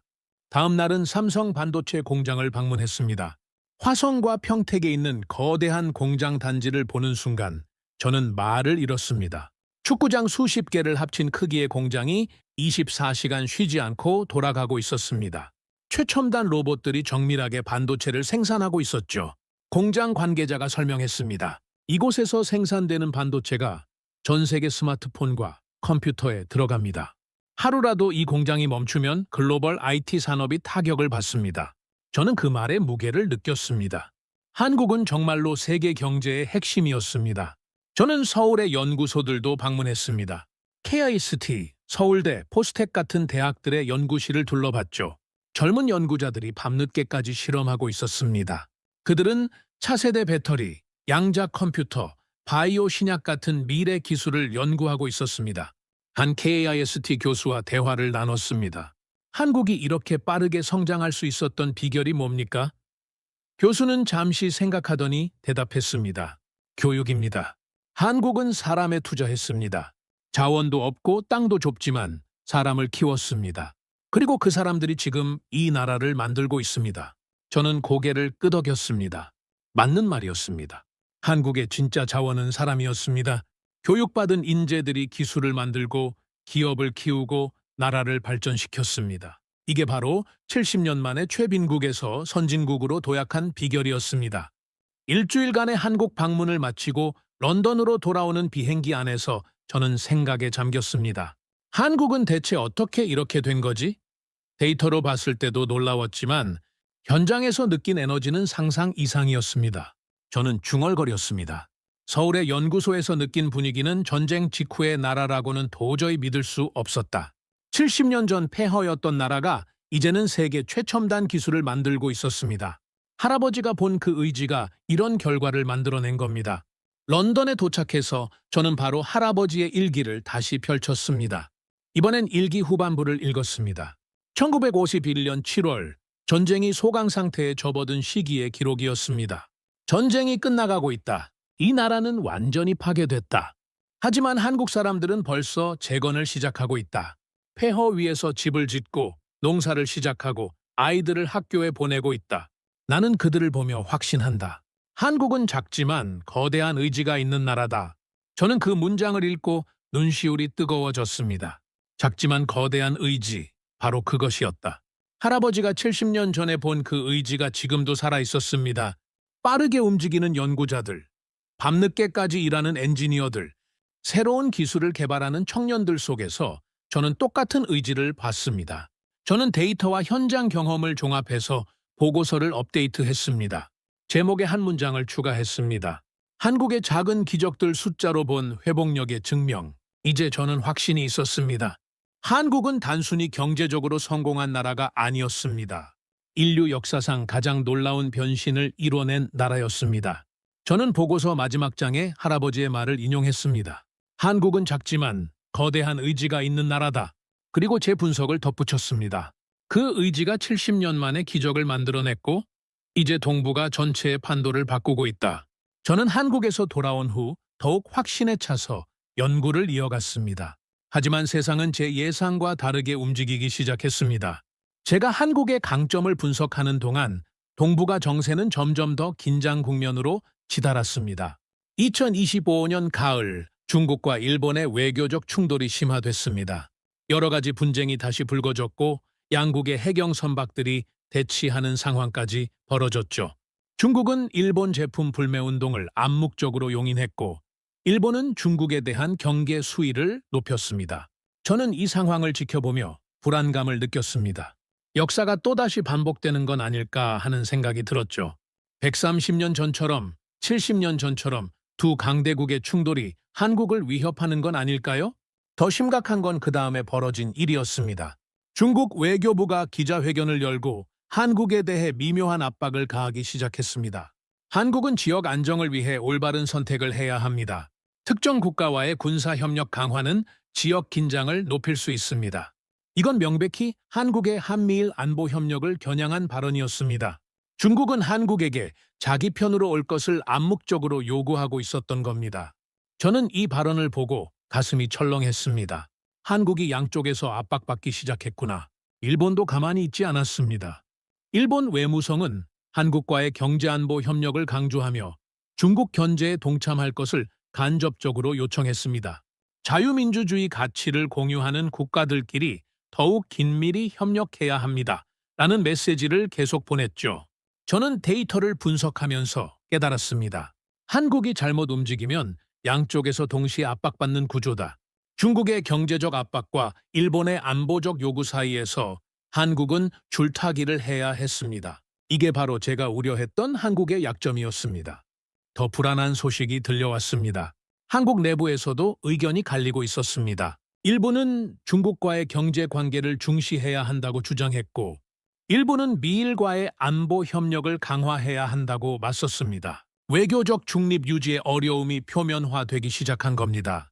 저는 한국 언론 기사들을 읽으며 불안해졌습니다. 한국, 중국과 일본 사이에서 선택의 기로에 외교 균형, 흔들리나 경제와 안보의 딜레마 같은 헤드라인들이 쏟아졌습니다. 한국이 흔들리는 모습에 저는 제 분석이 틀렸던 건 아닐까 하는 의심이 들었습니다. 그때 더 큰 충격이 찾아왔습니다. 글로벌 금융시장이 급격히 요동치기 시작했습니다. 미국 연방준비제도의 갑작스러운 금리 인상, 중국 부동산 시장의 불안, 유럽의 경기 침체 우려가 겹치면서 세계 경제가 흔들렸습니다. 한국도 예외가 아니었습니다. 원화 가치가 급락했고 수출 주문이 감소했습니다. 특히 중국 경기 둔화의 영향이 컸죠. 한국의 대중국 수출이 20%나 급감했습니다. 반도체와 디스플레이 수출이 직격탄을 맞았습니다. 저는 실시간 경제 지표를 보면서 손이 떨렸습니다. 삼성전자 주가가 급락했고 SK하이닉스도 마찬가지였습니다. LG에너지솔루션의 수주도 줄어들었죠. 한국 경제 전체가 흔들리는 것처럼 보였습니다. 국제 언론들이 비관적인 기사를 쏟아냈습니다. 한국도 결국 글로벌 경기 침체를 피하지 못할 것. 수출 의존 경제의 한계 노출, 한국, 중국 리스크의 취약 같은 분석들이 줄을 이었습니다. 제가 그토록 칭찬했던 한국이 무너지고 있는 걸까요? 저는 사무실에서 혼자 중얼거렸습니다. 한국은 양쪽 거인 사이에서 왜 줄타기를 하고 있었다. 중국과 일본의 압박, 글로벌 경기 침체, 내부 의견 갈등 모든 게 동시에 한국을 압박하고 있었습니다. 제가 봤던 그 강한 한국은 어디로 간 걸까요? 동료들이 제게 말했습니다. 에드워드, 자네가 한국을 너무 과대평가한 거 아닌가? 일본 전문가 타나카 교수는 이메일을 보내왔습니다. 보셨죠? 한국도 결국 흔들리고 있습니다. 제 말이 맞았습니다. 저는 대꾸할 말이 없었습니다. 밤에 집으로 돌아와서도 잠이 오지 않았습니다. 저는 데이터를 다시 들여다봤습니다. 한국 경제 지표들이 하나둘씩 빨간불로 바뀌고 있었습니다. 수출 감소, 환율 급등, 소비 심리 위축 모든 게 부정적이었습니다. 저는 자책했습니다.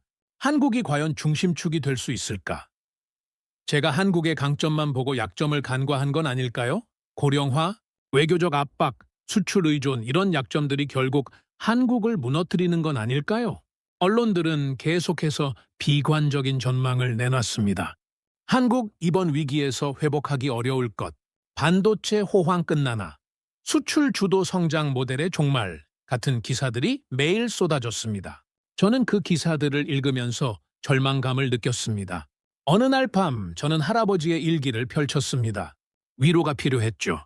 페이지를 넘기다가 1951년 5월의 기록을 발견했습니다. 가평 전투 직후의 기록이었습니다. 우리는 중공군의 대규모 공격을 막아냈다. 하지만 대가는 컸다.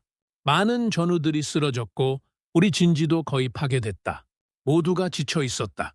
하지만 한국군 병사들은 다음 날 아침 벌써 진지를 복구하기 시작했다. 믿을 수 없는 속도였다. 저는 그 문장을 읽고 멈췄습니다. 다음 날 아침 벌써 복구를 시작했다는 말이 마음에 걸렸습니다. 할아버지가 본 한국인들은 무너진 후에도 빠르게 일어섰다는 겁니다. 혹시 지금도 그럴까요? 저는 다시 한국 데이터를 확인했습니다. 이번엔 다른 각도로 봤죠. 단순히 하락한 지표만 볼 게 아니라 회복 속도를 봐야 했습니다. 그리고 놀라운 장면을 목격했습니다. 한국 기업들이 빠르게 대응하고 있었습니다. 삼성전자는 AI 반도체로 사업 방향을 전환했고 SK하이닉스는 HBM 고대 역폭 메모리에 집중 투자했습니다. 이건 단순한 위기 대응이 아니라 미래를 위한 선제적 전환이었습니다. 더 놀라운 건 속도였습니다. 글로벌 금융 충격이 있은 지 불과 한 달 만에 한국 기업들은 새로운 제품 발표를 시작했습니다. 삼성은 차세대 AI 칩을 공개했고 LG는 차세대 배터리 기술을 선보였습니다. 현대차는 전기차 신모델을 잇따라 출시했죠. 저는 화면을 보면서 중얼거렸습니다. 이 회복 속도 대체 어떻게 가능하지? 다른 나라들이 아직 충격에서 헤어나지 못하고 있을 때 한국은 벌써 다음 단계로 나아가고 있었습니다. 수출 데이터도 다시 확인했습니다. 대중국 수출은 줄었지만 대미국과 대유럽 수출은 오히려 늘어나고 있었습니다. 한국은 중국 시장 의존도를 낮추고 시장을 다변화하고 있었던 겁니다. 이건 단기간에 이뤄낼 수 있는 일이 아니었는데도 한국은 해내고 있었습니다. 환율도 안정을 찾기 시작했습니다. 급등했던 원화 가치가 2주 만에 정상 수준으로 돌아왔습니다. 한국은행의 신속한 대응과 외환 보유고의 적절한 활용 덕분이었습니다. 한국의 위기 관리 시스템이 제대로 작동하고 있었던 겁니다. 저는 데이터를 보면서 경악했습니다. 이 나라의 에너지는 숫자로 다 설명되지 않는다. 한국은 분명 타격을 받았습니다. 하지만 잠깐 주저앉는 듯 보였을 뿐 곧바로 반등하고 있었습니다. 이게 바로 제가 현장에서 느꼈던 그 에너지였습니다. 더 흥미로운 건 한국 정부의 대응이었습니다. 중국과 일본의 압박 속에서도 한국은 어느 한쪽에 완전히 기울지 않았습니다. 중국과는 경제 협력을 유지하면서도 일본과는 안보 대화를 이어갔습니다. 양쪽 모두를 만족시키지는 못했지만 양쪽 모두를 적으로 돌리지도 않았습니다. 저는 한국의 외교 전략을 다시 분석했습니다. 그리고 깨달았습니다. 한국은 외줄타기가 아니라 균형점을 찾고 있었다. 중국과 일본의 압박에도 불구하고 한국은 자신의 입장을 지키고 있었습니다. 이게 바로 중경욱 외교의 새로운 모델이었습니다. 국제 싱크탱크들도 한국의 대응을 주목하기 시작했습니다. 미국의 브루킹스 연구소는 한국의 위기 대응력 빠른 회복의 비밀이라는 보고서를 발표했습니다. 독일의 경제연구소는 한국 모델 중견국의 생존 전략이라는 분석을 내놨죠. 저는 이 보고서들을 읽으면서 안도감을 느꼈습니다. 저만 그렇게 생각한 게 아니었구나. 세계가 한국의 회복력을 주목하기 시작한 겁니다. 제 분석이 틀리지 않았다는 증거였습니다. 한 달 후 한국 경제 지표는 완전히 회복됐습니다. 아니, 회복을 넘어서 더 강해져 있었습니다. 수출은 전년 동기 대비 오히려 증가했고 기업들의 실적도 예상을 뛰어넘었습니다. 삼성전자는 AI 반도체로 새로운 수익원을 확보했고 현대차는 전기차 판매가 급증했습니다. 저는 그래프를 보면서 혼잣말을 했습니다. 한국은 잠깐 흔들리지만 곧바로 일어선다. 이게 바로 제가 5장에서 발견했던 한국의 진짜 힘이었습니다. 회복 탄력성이었죠. 한국은 위기를 기회로 바꾸는 능력이 있었습니다. 일본 전문가 타나카 교수에게 이메일을 보냈습니다. 한국의 최근 회복 속도를 보셨습니까? 이게 바로 제가 말한 한국의 힘입니다. 그는 답장을 보내지 않았습니다. 아마 할 말이 없었겠죠. 저는 할아버지의 일기를 다시 펼쳤습니다. 이번에는 전쟁 후반부의 기록을 읽었습니다. 1953년 6월 휴전 직전의 기록이었습니다. 전쟁이 끝나간다. 이 나라는 완전히 파괴됐다. 하지만 한국 사람들은 절망하지 않는다. 그들은 벌써 미래를 이야기하고 있다. 이 폐허 위에 새로운 나라를 세우겠다고 한다. 처음에는 불가능하다고 생각했다. 하지만 지금은 확신한다. 이 사람들은 정말로 해낼 것이다. 저는 눈시울이 뜨거워졌습니다. 아버지는 이 힘을 이미 70년 전에 본 것이다. 할아버지가 목격한 그 회복력이 지금도 살아있었습니다. 폐허에서 일어선 그 의지가 21세기에도 계속되고 있었던 겁니다. 저는 보고서를 업데이트했습니다. 6장의 제목을 위기와 회복 한국의 탄력성이 증명된 순간으로 정했습니다. 그리고 이렇게 썼습니다. 한국은 위기 앞에서 잠시 흔들렸다. 하지만 그 순간이 한국의 진짜 강점을 증명하는 계기가 됐다. 한국의 힘은 넘어지지 않는 데 있지 않다. 빠르게 일어서는 데 있다. 동료들에게 업데이트된 보고서를 공유했습니다. 이번에는 반응이 달랐습니다. 에드워드, 자네 말이 맞았네. 한국은 정말 특별한 나라야. 연구소 소장님도 제 어깨를 두드리며 말했습니다. 자네가 발견한 건 단순한 경제 지표가 아니야. 한 나라의 본질이었어. 저는 그날 밤 창밖을 바라보며 생각했습니다. 한국이 겪은 이 위기는 제게도 시험이었습니다. 저는 잠시 흔들렸습니다. 제 분석을 의심했죠. 하지만 한국이 다시 일어서는 모습을 보면서 저는 더 확실한 확신을 얻었습니다. 한국은 약점이 분명히 있었습니다. 고령화, 외교적 압박, 수출 의존 모두 사실이었습니다. 하지만 한국에게는 그 약점을 상쇄하는 더 큰 강점이 있었습니다. 바로 회복력과 속도였습니다.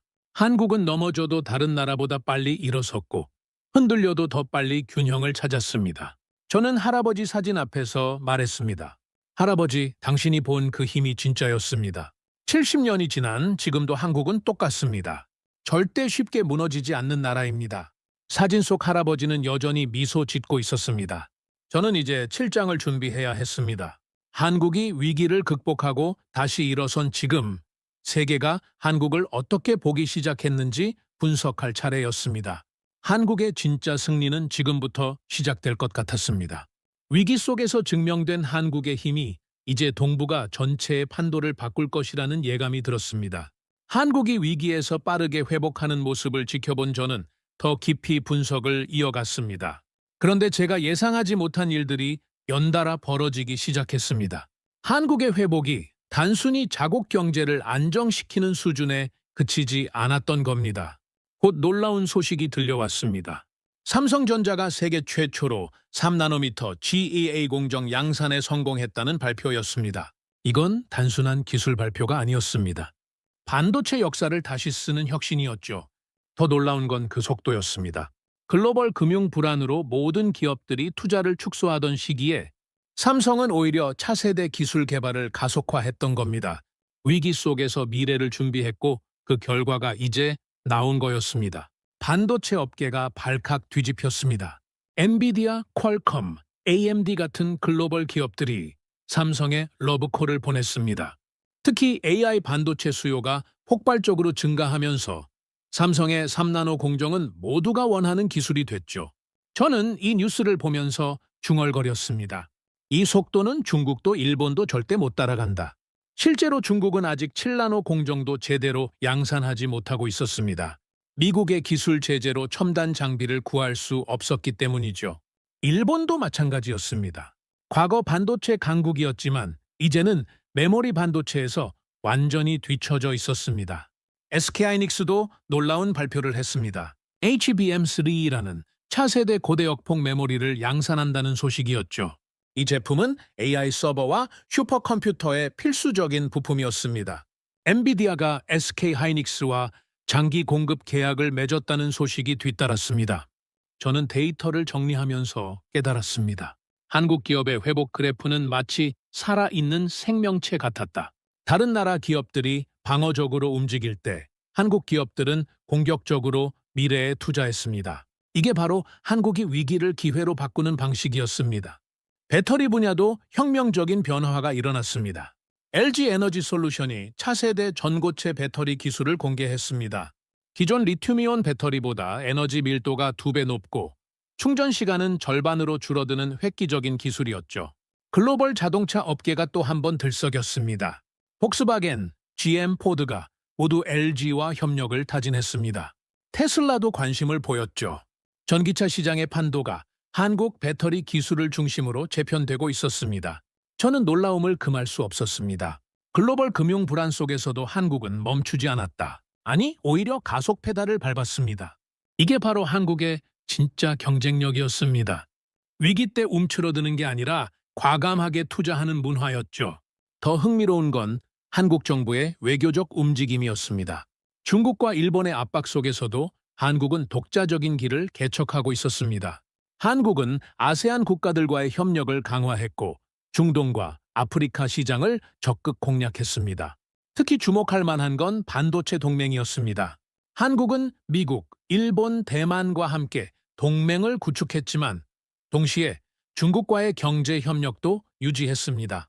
어느 한쪽에 완전히 기울지 않으면서도 양쪽 모두와 협력하는 묘한 균형을 잡았죠. 저는 이 외교 전략을 분석하면서 감탄했습니다. 중국과 일본의 협상 테이블이 한국 중심으로 재편되고 있었다. 한국은 더 이상 선택을 강요받는 나라가 아니었습니다. 오히려 한국의 선택을 중국과 일본이 기다리고 있었습니다. 결정적인 사건이 벌어졌습니다. 동북아 경제포럼이 서울에서 열렸는데 중국과 일본 대표단이 모두 참석했습니다. 표면적으로는 경제협력 논의였지만 실제로는 한국의 중재 역할을 인정하는 자리였습니다. 저는 그 포럼을 온라인으로 시청했습니다. 한국 대표가 기조연설을 했는데 그 내용이 인상적이었습니다. 우리는 특정 진영에 속하지 않습니다. 하지만 모든 국가와 협력할 준비가 돼 있습니다. 기술과 혁신으로 지역 발전에 기여하겠습니다. 중국 대표가 박수를 쳤고 일본 대표도 고개를 끄덕였습니다. 저는 그 장면을 보면서 소름이 돋았습니다. 130년 전에는 상상도 할 수 없던 장면이었다. 조선을 놓고 싸우던 두 나라가 이제는 한국의 말에 귀를 기울이고 있었습니다. 포럼이 끝난 후 공동성명이 발표됐습니다. 한국의 기술력과 혁신 역량은 동북아 협력의 핵심 자산이다. 지역 경제 안정과 발전을 위해 한국과의 협력을 강화할 것이다. 이건 사실상 한국을 동북아의 중심축으로 인정하는 선언이었습니다. 저는 컴퓨터 화면 앞에서 주먹을 불끈 쥐었습니다. 드디어 세계가 한국을 정확히 보기 시작했다. 제가 2년 가까이 주장했던 내용이 국제사회에서 공식적으로 인정받는 순간이었습니다. 국제 싱크탱크들도 앞다투어 한국 관련 보고서를 발표했습니다. 미국 외교협회는 한국 21세기 균형자라는 보고서를 냈고 영국 왕립국제문제연구소는 기술 외교의 새로운 모델 한국 사례 연구를 발표했습니다. 특히 주목받은 건 독일 연방외교정책협회의 보고서였습니다. 제목이 한국 새로운 중심축 동북아 권력 구조의 변화였죠. 보고서 첫 문장이 인상적이었습니다. 동아시아의 안정과 번영은 이제 한국 없이 논의될 수 없다. 저는 이 보고서들을 읽으면서 뿌듯함을 느꼈습니다. 제가 혼자 외치던 주장이 이제 국제학계의 주류 의견이 되고 있었습니다. 한국을 과대평가한다고 비판하던 사람들은 이제 침묵했습니다. 일본 전문가 타나카 교수도 결국 입장을 바꿨습니다. 그는 일본 경제신문의 칼럼을 기고했는데 이렇게 썼습니다. 한국의 부상을 더 이상 부정할 수 없다. 일본은 한국과의 협력을 강화해야 한다. 저는 그 칼럼을 읽고 씁쓸하게 웃었습니다. 인정하기 싫었지만 결국 인정할 수밖에 없었던 거죠. 중국 학자 왕 교수도 비슷했습니다. 그는 베이징대 세미나에서 이렇게 말했습니다. 한국의 기술력은 중국 산업 발전에 필수적이다. 한국과의 협력은 선택이 아니라 필수다. 양적 시장 규모만 강조하던 그가 한국의 질적 우위를 인정한 겁니다. 저는 이 모든 변화를 지켜보며 감회가 새로웠습니다.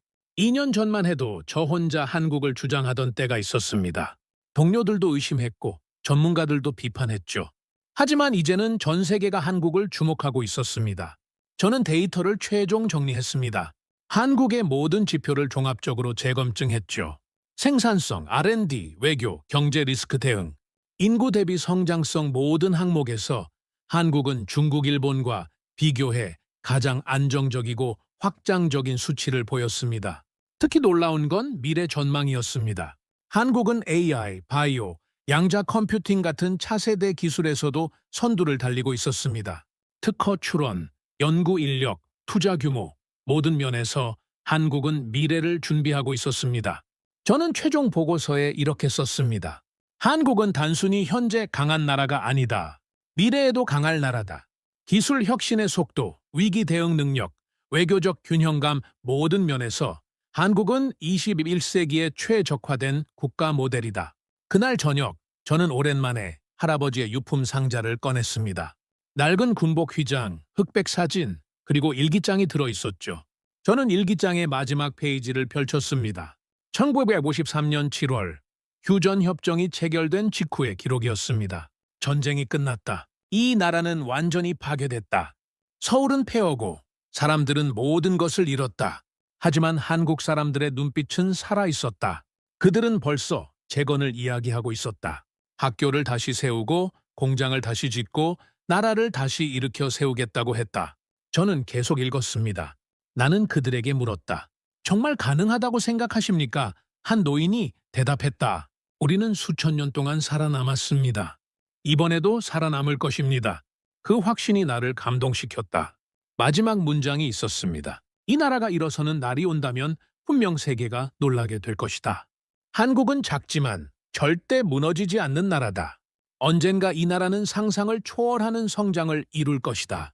저는 그 문장을 읽고 숨을 오래 들이켰습니다. 그날이 지금이다. 할아버지가 70년 전에 본 그 잠재력이 완전히 현실이 됐습니다. 폐허에서 일어선 나라가 이제는 동북아의 중심축이 됐고 세계가 주목하는 기술 강국이 됐습니다. 저는 할아버지 사진을 꺼내 책상 위에 놓았습니다. 사진 속 할아버지는 28배 젊은 군인이었습니다. 가평 어딘가에서 찍은 사진이었죠. 저는 그 사진을 바라보며 말했습니다. 할아버지, 당신이 옳았습니다. 한국은 정말로 일어섰습니다. 눈물이 핑 돌았습니다. 감정적으로 취약해진 게 아니었습니다. 역사의 아이러니가 너무나 극적이었기 때문이죠. 할아버지가 목숨 걸고 지킨 나라가 70년 후 세계가 인정하는 강국이 됐다는 사실이 믿기지 않았습니다. 저는 연구소 동료들에게 최종 보고서를 공유했습니다. 제목은 한국의 승리 70년 만에 완전한 변신이었습니다. 보고서는 150페이지가 넘었고 모든 데이터와 분석, 그리고 할아버지의 일기 인용까지 담았습니다. 동료들의 반응은 뜨거웠습니다. 에드워드, 이건 단순한 경제 보고서가 아니야. 역사적 기록이야. 연구소 소장님도 감동했습니다. 자네 할아버지가 목격한 한국과 자네가 분석한 한국이 하나로 연결되는구만. 이건 학술적 가치를 넘어서 인간적 감동이 있어. 보고서는 곧 국제학술지에 게재됐고 여러 언론에서 인용됐습니다. BBC는 70년 만에 기적 한국은 어떻게 동북아의 중심이 됐나라는 특집을 방송했습니다. 뉴욕타임스는 기술과 회복력으로 만든 새로운 강국이라는 제목의 기사를 실었죠. 한국 언론들도 제 보고서를 크게 다뤘습니다. 조선일보는 영국 전문가가 본 한국의 진짜 힘이라는 제목으로 인터뷰를 요청했습니다. 저는 화상 인터뷰에서 이렇게 말했습니다. 제 할아버지는 한국전쟁에 참전했습니다. 그는 폐허 속에서도 한국인들의 의지를 봤습니다. 70년이 지난 지금 저는 그 의지가 만들어낸 기적을 목격하고 있습니다. 인터뷰가 방송된 후 예상치 못한 일이 벌어졌습니다. 한국 정부에서 연락이 왔습니다. 제게 명예훈장을 수여하고 싶다는 내용이었죠. 한국의 진정한 가치를 세계에 알린 공로를 인정한다는 거였습니다. 저는 처음에 망설였습니다. 저는 그저 학자로서 사실을 분석했을 뿐이었으니까요. 하지만 동료들이 설득했습니다. 에드워드, 받아. 이건 자네만의 훈장이 아니야. 자네 할아버지와 자네가 함께 받는 거야. 그 말에 저는 마음이 움직였습니다. 할아버지가 70년 전 한국을 지켰고 제가 70년 후 한국의 진가를 세계에 알렸다면 이건 정말로 특별한 의미가 있었습니다. 저는 수락했습니다. 몇 달 후 저는 서울을 다시 방문했습니다. 청와대에서 열린 훈장 수여식에 참석하기 위해서였습니다. 한국 대통령이 직접 훈장을 걸어주며 말했습니다. 리처드슨 박사의 할아버지께서는 총으로 대한민국을 지켜주셨습니다. 박사님은 펜으로 대한민국을 세계에 알려주셨습니다. 두 분 모두 우리의 은인입니다. 저는 그 말을 듣고 울컥했습니다. 제가 한 일이 그렇게까지 평가받을 줄은 몰랐습니다. 훈장을 받으며 저는 생각했습니다. 할아버지, 우리가 함께 한 일입니다. 수여식 후 기자회견이 있었습니다. 한 기자가 물었습니다. 한국의 미래를 어떻게 전망하십니까? 저는 확신에 찬 목소리로 대답했습니다. 한국은 이제 시작입니다. 기술력, 혁신성, 회복력 모든 면에서 한국은 21세기에 가장 적합한 모델입니다. 앞으로 30년 한국은 더욱 강해질 것입니다. 또 다른 기자가 물었습니다. 중국과 일본과의 관계는 어떻게 될까요? 저는 웃으며 대답했습니다. 130년 전과는 완전히 다릅니다. 당시에는 조선이 선택받는 입장이었지만 지금은 한국이 선택하는 입장입니다. 중국도 일본도 한국을 필요로 합니다. 한국은 이제 동북아의 중심축입니다. 기자회견이 끝나고 저는 서울 거리를 걸었습니다. 70년 전 할아버지가 봤던 폐허는 어디에도 없었습니다. 대신 최첨단 빌딩들이 하늘을 찌르고 있었고 젊은이들이 활기차게 거리를 누비고 있었습니다. 저는 한강을 바라보며 중얼거렸습니다. 할아버지, 여기가 그 나라입니다. 당신이 목숨 걸고 지킨 나라가 이렇게 됐습니다. 바람이 불어왔고 저는 그 바람 속에서 할아버지의 목소리를 들은 것 같았습니다. 잘했다, 에드워드. 세상의 진실을 알렸구나. 그날 밤 호텔 방에서 저는 마지막 장을 쓰기 시작했습니다. 8장은 한국의 미래와 더 큰 의미를 다룰 예정이었습니다. 한국이 단순히 경제적으로 성공한 게 아니라 인류에게 새로운 모델을 제시했다는 걸 보여줘야 했습니다. 저는 노트북 화면을 바라보며 생각했습니다. 이건 단순한 학술 보고서가 아니다. 한 나라의 놀라운 여정이고 인간 의지의 승리이며 역사의 아이러니다. 폐허에서 일어선 나라가 70년 만에 강대국들이 필요로 하는 나라가 됐습니다. 저는 타이핑을 시작했습니다. 8장 더 큰 의미와 파급 효과. 한국의 이야기는 이제 마지막 장을 향해 가고 있었습니다. 하지만 이건 끝이 아니라 새로운 시작이라는 걸 저는 알고 있었습니다. 한국의 진짜 여정은 이제부터 시작이었으니까요. 서울에서의 일정을 마치고 런던으로 돌아온 저는 마지막 작업에 몰두했습니다. 8장은 단순히 한국의 성공을 정리하는 게 아니라 그것이 세계에 던지는 의미를 분석해야 했습니다. 한국의 이야기가 왜 중요한지, 무엇을 말해주는지 명확히 해야 했죠. 돌아온 지 며칠 후 놀라운 소식들이 연이어 들려왔습니다. 폴란드 정부가 한국식 경제 발전 모델을 벤치마킹하겠다고 발표했습니다. 특히 R&D 집중 투자와 교육 시스템을 배우고 싶다는 내용이었죠. 저는 그 뉴스를 보면서 중얼거렸습니다. 시작됐구나. 베트남도 비슷한 움직임을 보였습니다. 베트남 정부는 한국개발연구원 KDI에 자문을 요청했습니다. 70년 만에 최빈국에서 선진국이 된 노하우를 배우고 싶다는 거였죠. 인도네시아, 태국, 필리핀도 줄을 섰습니다. 모두 한국의 성공 비결을 알고 싶어 했습니다. 저는 이 현상을 분석하기 시작했습니다. 한국 모델을 연구하겠다는 요청이 전 세계에서 쏟아졌다. 이건 단순한 관심이 아니었습니다.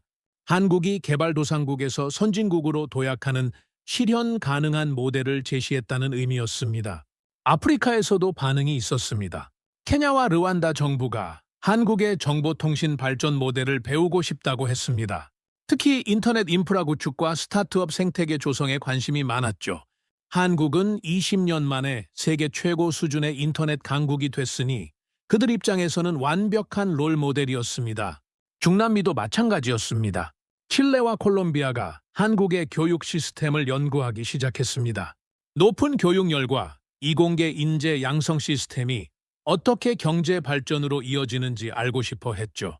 한국은 교육을 통해 인적 자원을 만들었고 그게 국가 발전의 원동력이 됐다는 걸 보여준 사례였습니다. 저는 데이터를 정리하면서 깨달았습니다. 한국은 단순히 성공한 나라가 아니라 모델 국가로 격상됐다. 과거에는 미국이나 일본이 개발도상국의 모델이었습니다. 하지만 이제는 한국이 새로운 모델로 떠오르고 있었습니다. 왜 한국일까요? 저는 그 이유를 분석했습니다. 미국은 너무 특수한 케이스였습니다. 광활한 땅, 풍부한 자원, 이민자 유입 이런 조건들은 다른 나라가 따라하기 어려웠죠. 일본도 마찬가지였습니다. 150년의 산업화 역사와 독특한 문화는 쉽게 복제할 수 없었습니다. 하지만 한국은 달랐습니다. 자원도 없었고 땅도 좁았고 인구도 많지 않았습니다. 게다가 전쟁으로 완전히 파괴됐죠. 그런 조건에서 70년 만에 선진국이 됐다는 건 다른 개발도상국들에게 희망을 주는 스토리였습니다. 우리도 할 수 있다는 메시지였죠. 국제기구들도 한국 모델에 주목했습니다. 세계은행은 한국의 경제 발전 경험 보고서를 발표했습니다. OECD는 한국식 혁신 시스템을 연구했죠. UN 개발계획 UNDP는 한국을 개발협력의 모범 사례로 소개했습니다. 저는 이런 움직임들을 보면서 생각했습니다. 세계가 한국을 배우고 있다. 70년 전 한국은 원조를 받는 나라였습니다. 하지만 지금은 다른 나라의 경험을 전수하는 나라가 됐습니다. 이보다 더 극적인 반전이 어디 있겠습니까? 저는 동북아 전체의 구조 변화도 분석했습니다. 지난 2년간 제가 지켜본 변화는 단순히 한국이 강해진 게 아니라 지역 전체의 힘의 균형이 바뀐 것이었습니다. 일본부터 보겠습니다. 일본은 명백히 장기 후퇴 국면에 들어갔습니다. 고령화는 계속 심화됐고 생산 가능 인구는 매년 줄어들었습니다. 경제 성장률은 1% 미만에 머물렀고 혁신 속도도 느려졌죠. 일본은 여전히 강대국이었지만 더 이상 동북아를 주도하는 국가는 아니었습니다. 중국은 더 복잡했습니다. 양적으로는 여전히 거대했지만 질적으로는 정체됐습니다. 부동산 버블 붕괴, 지방정부 부채, 청년 실업 같은 문제들이 계속 불거졌죠. 기술 굴기를 외쳤지만 핵심 기술에서는 여전히 한국과 미국에 의존했습니다. 중국은 진동하고 있었습니다. 앞으로 나아가지도 뒤로 물러서지도 못하는 상태였죠. 반면 한국은 어땠습니까? 기술력, 경제력, 외교력 세 가지 요소를 모두 확보하고 있었습니다. 기술로는 반도체와 배터리에서 세계 최강이었고 경제로는 1인당 GDP 4만 달러에 육박했고 외교로는 중국과 일본 사이에서 균형자 역할을 하고 있었습니다. 저는 그래프를 그려봤습니다. 2000년대 초반만 해도 일본이 압도적이었고 중국이 부상하고 있었고 한국은 그저 중경국이었습니다. 하지만 2025년 현재는 완전히 달랐습니다. 일본은 하강 곡선, 중국은 정체 곡선, 한국은 상승 곡선을 그리고 있었습니다. 저는 결론을 내렸습니다. 힘의 무게추가 완전히 한국 쪽으로 기울었다. 이건 과장이 아니었습니다. 실제로 동북아의 중요한 결정들이 한국의 입장을 고려하지 않고는 이루어지지 않았습니다. 반도체 공급망, 배터리 기술, 지역 안보 협력 모든 분야에서 한국은 핵심 변수였습니다. 저는 이 모든 것을 지켜보면서 할아버지를 생각했습니다. 제 책상 위에는 할아버지의 사진이 놓여 있었습니다.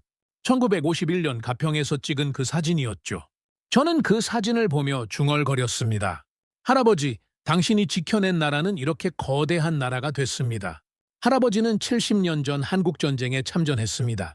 그는 폐허가 된 나라를 봤고 전쟁으로 모든 것을 잃은 사람들을 만났습니다.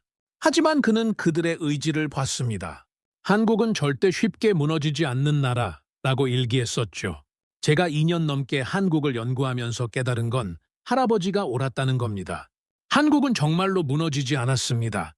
전쟁 후 폐허에서 일어섰고 1997년 외환위기를 극복했고 2008년 금융위기를 버텼고 2020년 팬데믹도 이겨냈습니다. 그리고 지금은 동북아의 중심축이 됐습니다. 저는 할아버지의 일기를 다시 펼쳤습니다. 이제는 거의 외울 정도로 읽었지만 다시 읽고 싶었습니다. 마지막 페이지의 마지막 문장을 찾았죠. 이 나라가 일어서는 날이 온다면 분명 세계가 놀라게 될 것이다. 저는 그 문장을 읽고 눈물이 났습니다. 그날이 왔습니다, 할아버지. 세계가 놀라고 있습니다. 한국은 일어섰고 세계는 정말로 놀랐습니다. 70년 만의 기적이었습니다. 저는 한국의 미래도 분석했습니다. 인구 구조 문제는 여전히 과제였습니다. 고령화는 빠르게 진행되고 있었고 출산율은 세계 최저 수준이었습니다. 2050년이 되면 인구의 40%가 노인이 될 거라는 전망도 있었죠. 하지만 저는 낙관적이었습니다. 왜냐하면 한국은 이미 대응하고 있었으니까요. 자동화와 AI에 막대한 투자를 하고 있었습니다. 로봇이 사람을 대체하는 시스템을 구축하고 있었죠. 생산성을 극대화해서 인구 감소의 영향을 최소화하려는 전략이었습니다. 한국의 1인당 생산성은 계속 올라가고 있었습니다. 인구가 줄어도 1인당 산출이 늘어나면 경제는 성장할 수 있습니다. 한국은 바로 그 모델을 실현하고 있었습니다. 기술과 혁신으로 인구 감소를 상쇄하는 거였죠. 외교적으로도 한국은 새로운 길을 개척하고 있었습니다. 더 이상 미국이나 중국 사이에서 선택을 강요받지 않았습니다. 한국은 자신의 이익에 맞춰 독자적인 외교를 펼치고 있었고 그게 먹혀들고 있었습니다. 왜냐하면 모두가 한국을 필요로 했으니까요. 저는 최종 결론을 내렸습니다. 한국의 다음 30년은 더 강해질 수 있다. 인구 구조는 악화되겠지만 기술력과 생산성, 혁신성이 그것을 보완할 겁니다. 외교적으로는 더욱 중요한 위치를 차지할 겁니다.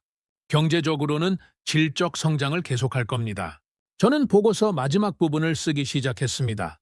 에드워드의 최종 정리 프레임 완성이라는 제목을 붙였습니다. 제가 2년 넘게 연구한 모든 것을 한 문장으로 요약해야 했습니다.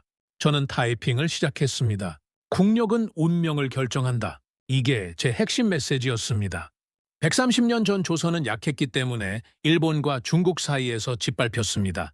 하지만 70년 만에 한국은 강해졌고 이제는 일본과 중국이 한국을 필요로 합니다. 저는 계속 썼습니다. 그리고 한국은 그것을 증명했다. 한국은 자원도 없고 땅도 좁고 인구도 적었습니다. 하지만 기술과 교육, 혁신으로 국력을 키웠습니다. 그리고 그 국력이 한국의 운명을 바꿨습니다. 이제 한국은 선택받는 나라가 아니라 선택하는 나라입니다. 저는 역사의 반복에 대해서도 썼습니다. 역사는 반복되지만 이번엔 한국의 위치가 달랐다. 130년 전에도 중국과 일본이 충돌했습니다. 70년 전에도 그랬죠. 하지만 당시 조선과 한국은 약했기 때문에 피해를 입었습니다. 그런데 지금은 다릅니다. 한국은 강하고 그래서 피해를 입는 게 아니라 중재하는 위치에 있습니다. 저는 가장 극적인 문장을 썼습니다. 130년 전 조선을 노리던 두 강국이 이제는 한국을 구해야 한다. 이게 바로 제가 2년간 목격한 가장 놀라운 변화였습니다. 청일전쟁 때 조선을 놓고 싸우던 두 나라가 지금은 한국의 선택을 기다리고 있습니다. 이보다 더 극적인 역사의 반전이 있을까요? 저는 한국 사람들에게 전하고 싶은 메시지도 썼습니다. 한국인들은 자신들의 성취를 과소평가하는 경향이 있다. 하지만 세계는 안다. 70년 만에 최빈국에서 선진국으로 도약한 나라는 인류 역사상 한국이 유일하다는 것을 그리고 미래에 대한 메시지도 추가했습니다. 한국은 이제 멈추지 않을 것이다. 기술 혁신은 계속될 것이고 경제는 더욱 강해질 것이며 외교적 영향력은 확대될 것이다. 한국은 21세기의 새로운 모델이 될 것이다. 저는 마지막으로 할아버지에 대한 이야기를 썼습니다. 나의 할아버지 아서 맥스웰은 1951년 한국전쟁에 참전했다. 그는 폐허가 된 나라를 봤지만 그 속에서 희망을 발견했다. 그는 일기에 이렇게 썼다. 한국은 절대 쉽게 무너지지 않는 나라다. 이 나라가 일어서는 날이 온다면 세계가 놀라게 될 것이다. 저는 계속 썼습니다. 70년이 지난 지금 할아버지의 예언은 현실이 됐다. 세계는 정말로 놀라고 있다. 한국은 일어섰고 강해졌고 이제는 동북아의 중심축이 됐다. 할아버지가 목숨 걸고 지킨 나라는 상상을 초월하는 나라가 됐다. 저는 마지막 문장을 썼습니다. 한국은 자신의 운명을 새로 쓴 국가다. 그리고 그 과정에서 세계의 새로운 가능성을 보여줬다. 작고 약한 나라도 의지와 혁신으로 강대국이 될 수 있다는 것을 이것이 한국이 세계에 준 가장 큰 선물이다. 저는 타이핑을 멈추고 화면을 바라봤습니다. 2년 넘게 작업한 보고서가 완성됐습니다. 총 8장, 300페이지가 넘는 방대한 분량이었습니다. 데이터, 분석, 역사, 그리고 개인적 경험까지 모든 것이 담겨 있었습니다. 저는 보고서를 다시 처음부터 읽었습니다. 1장에서 제가 처음 한국에 주목하게 된 순간, 2장에서 한국의 놀라운 지표들을 발견한 순간, 3장에서 한국이 중심축임을 깨달은 순간, 4장에서 의심과 갈등에 빠진 순간, 5장에서 작은 기적들을 발견한 순간, 6장에서 한국의 회복력을 목격한 순간, 7장에서 세계가 한국을 인정하기 시작한 순간, 그리고 8장에서 모든 것을 정리한 순간까지. 이건 단순한 학술 보고서가 아니었습니다. 한나라의 놀라운 여정을 기록한 역사서였고, 할아버지와 손자가 함께 완성한 이야기였으며, 인간 의지의 승리를 증명하는 문서였습니다. 저는 보고서 표지에 제목을 최종 확정했습니다. 국력과 운명 한국의 70년, 그리고 동북아의 새로운 질서. 부제는 폐허에서 중심축으로, 한 국가의 완전한 변신으로 정했습니다. 그리고 헌정사를 추가했습니다. 이 보고서를 나의 할아버지 아서 맥스웰에게 바칩니다.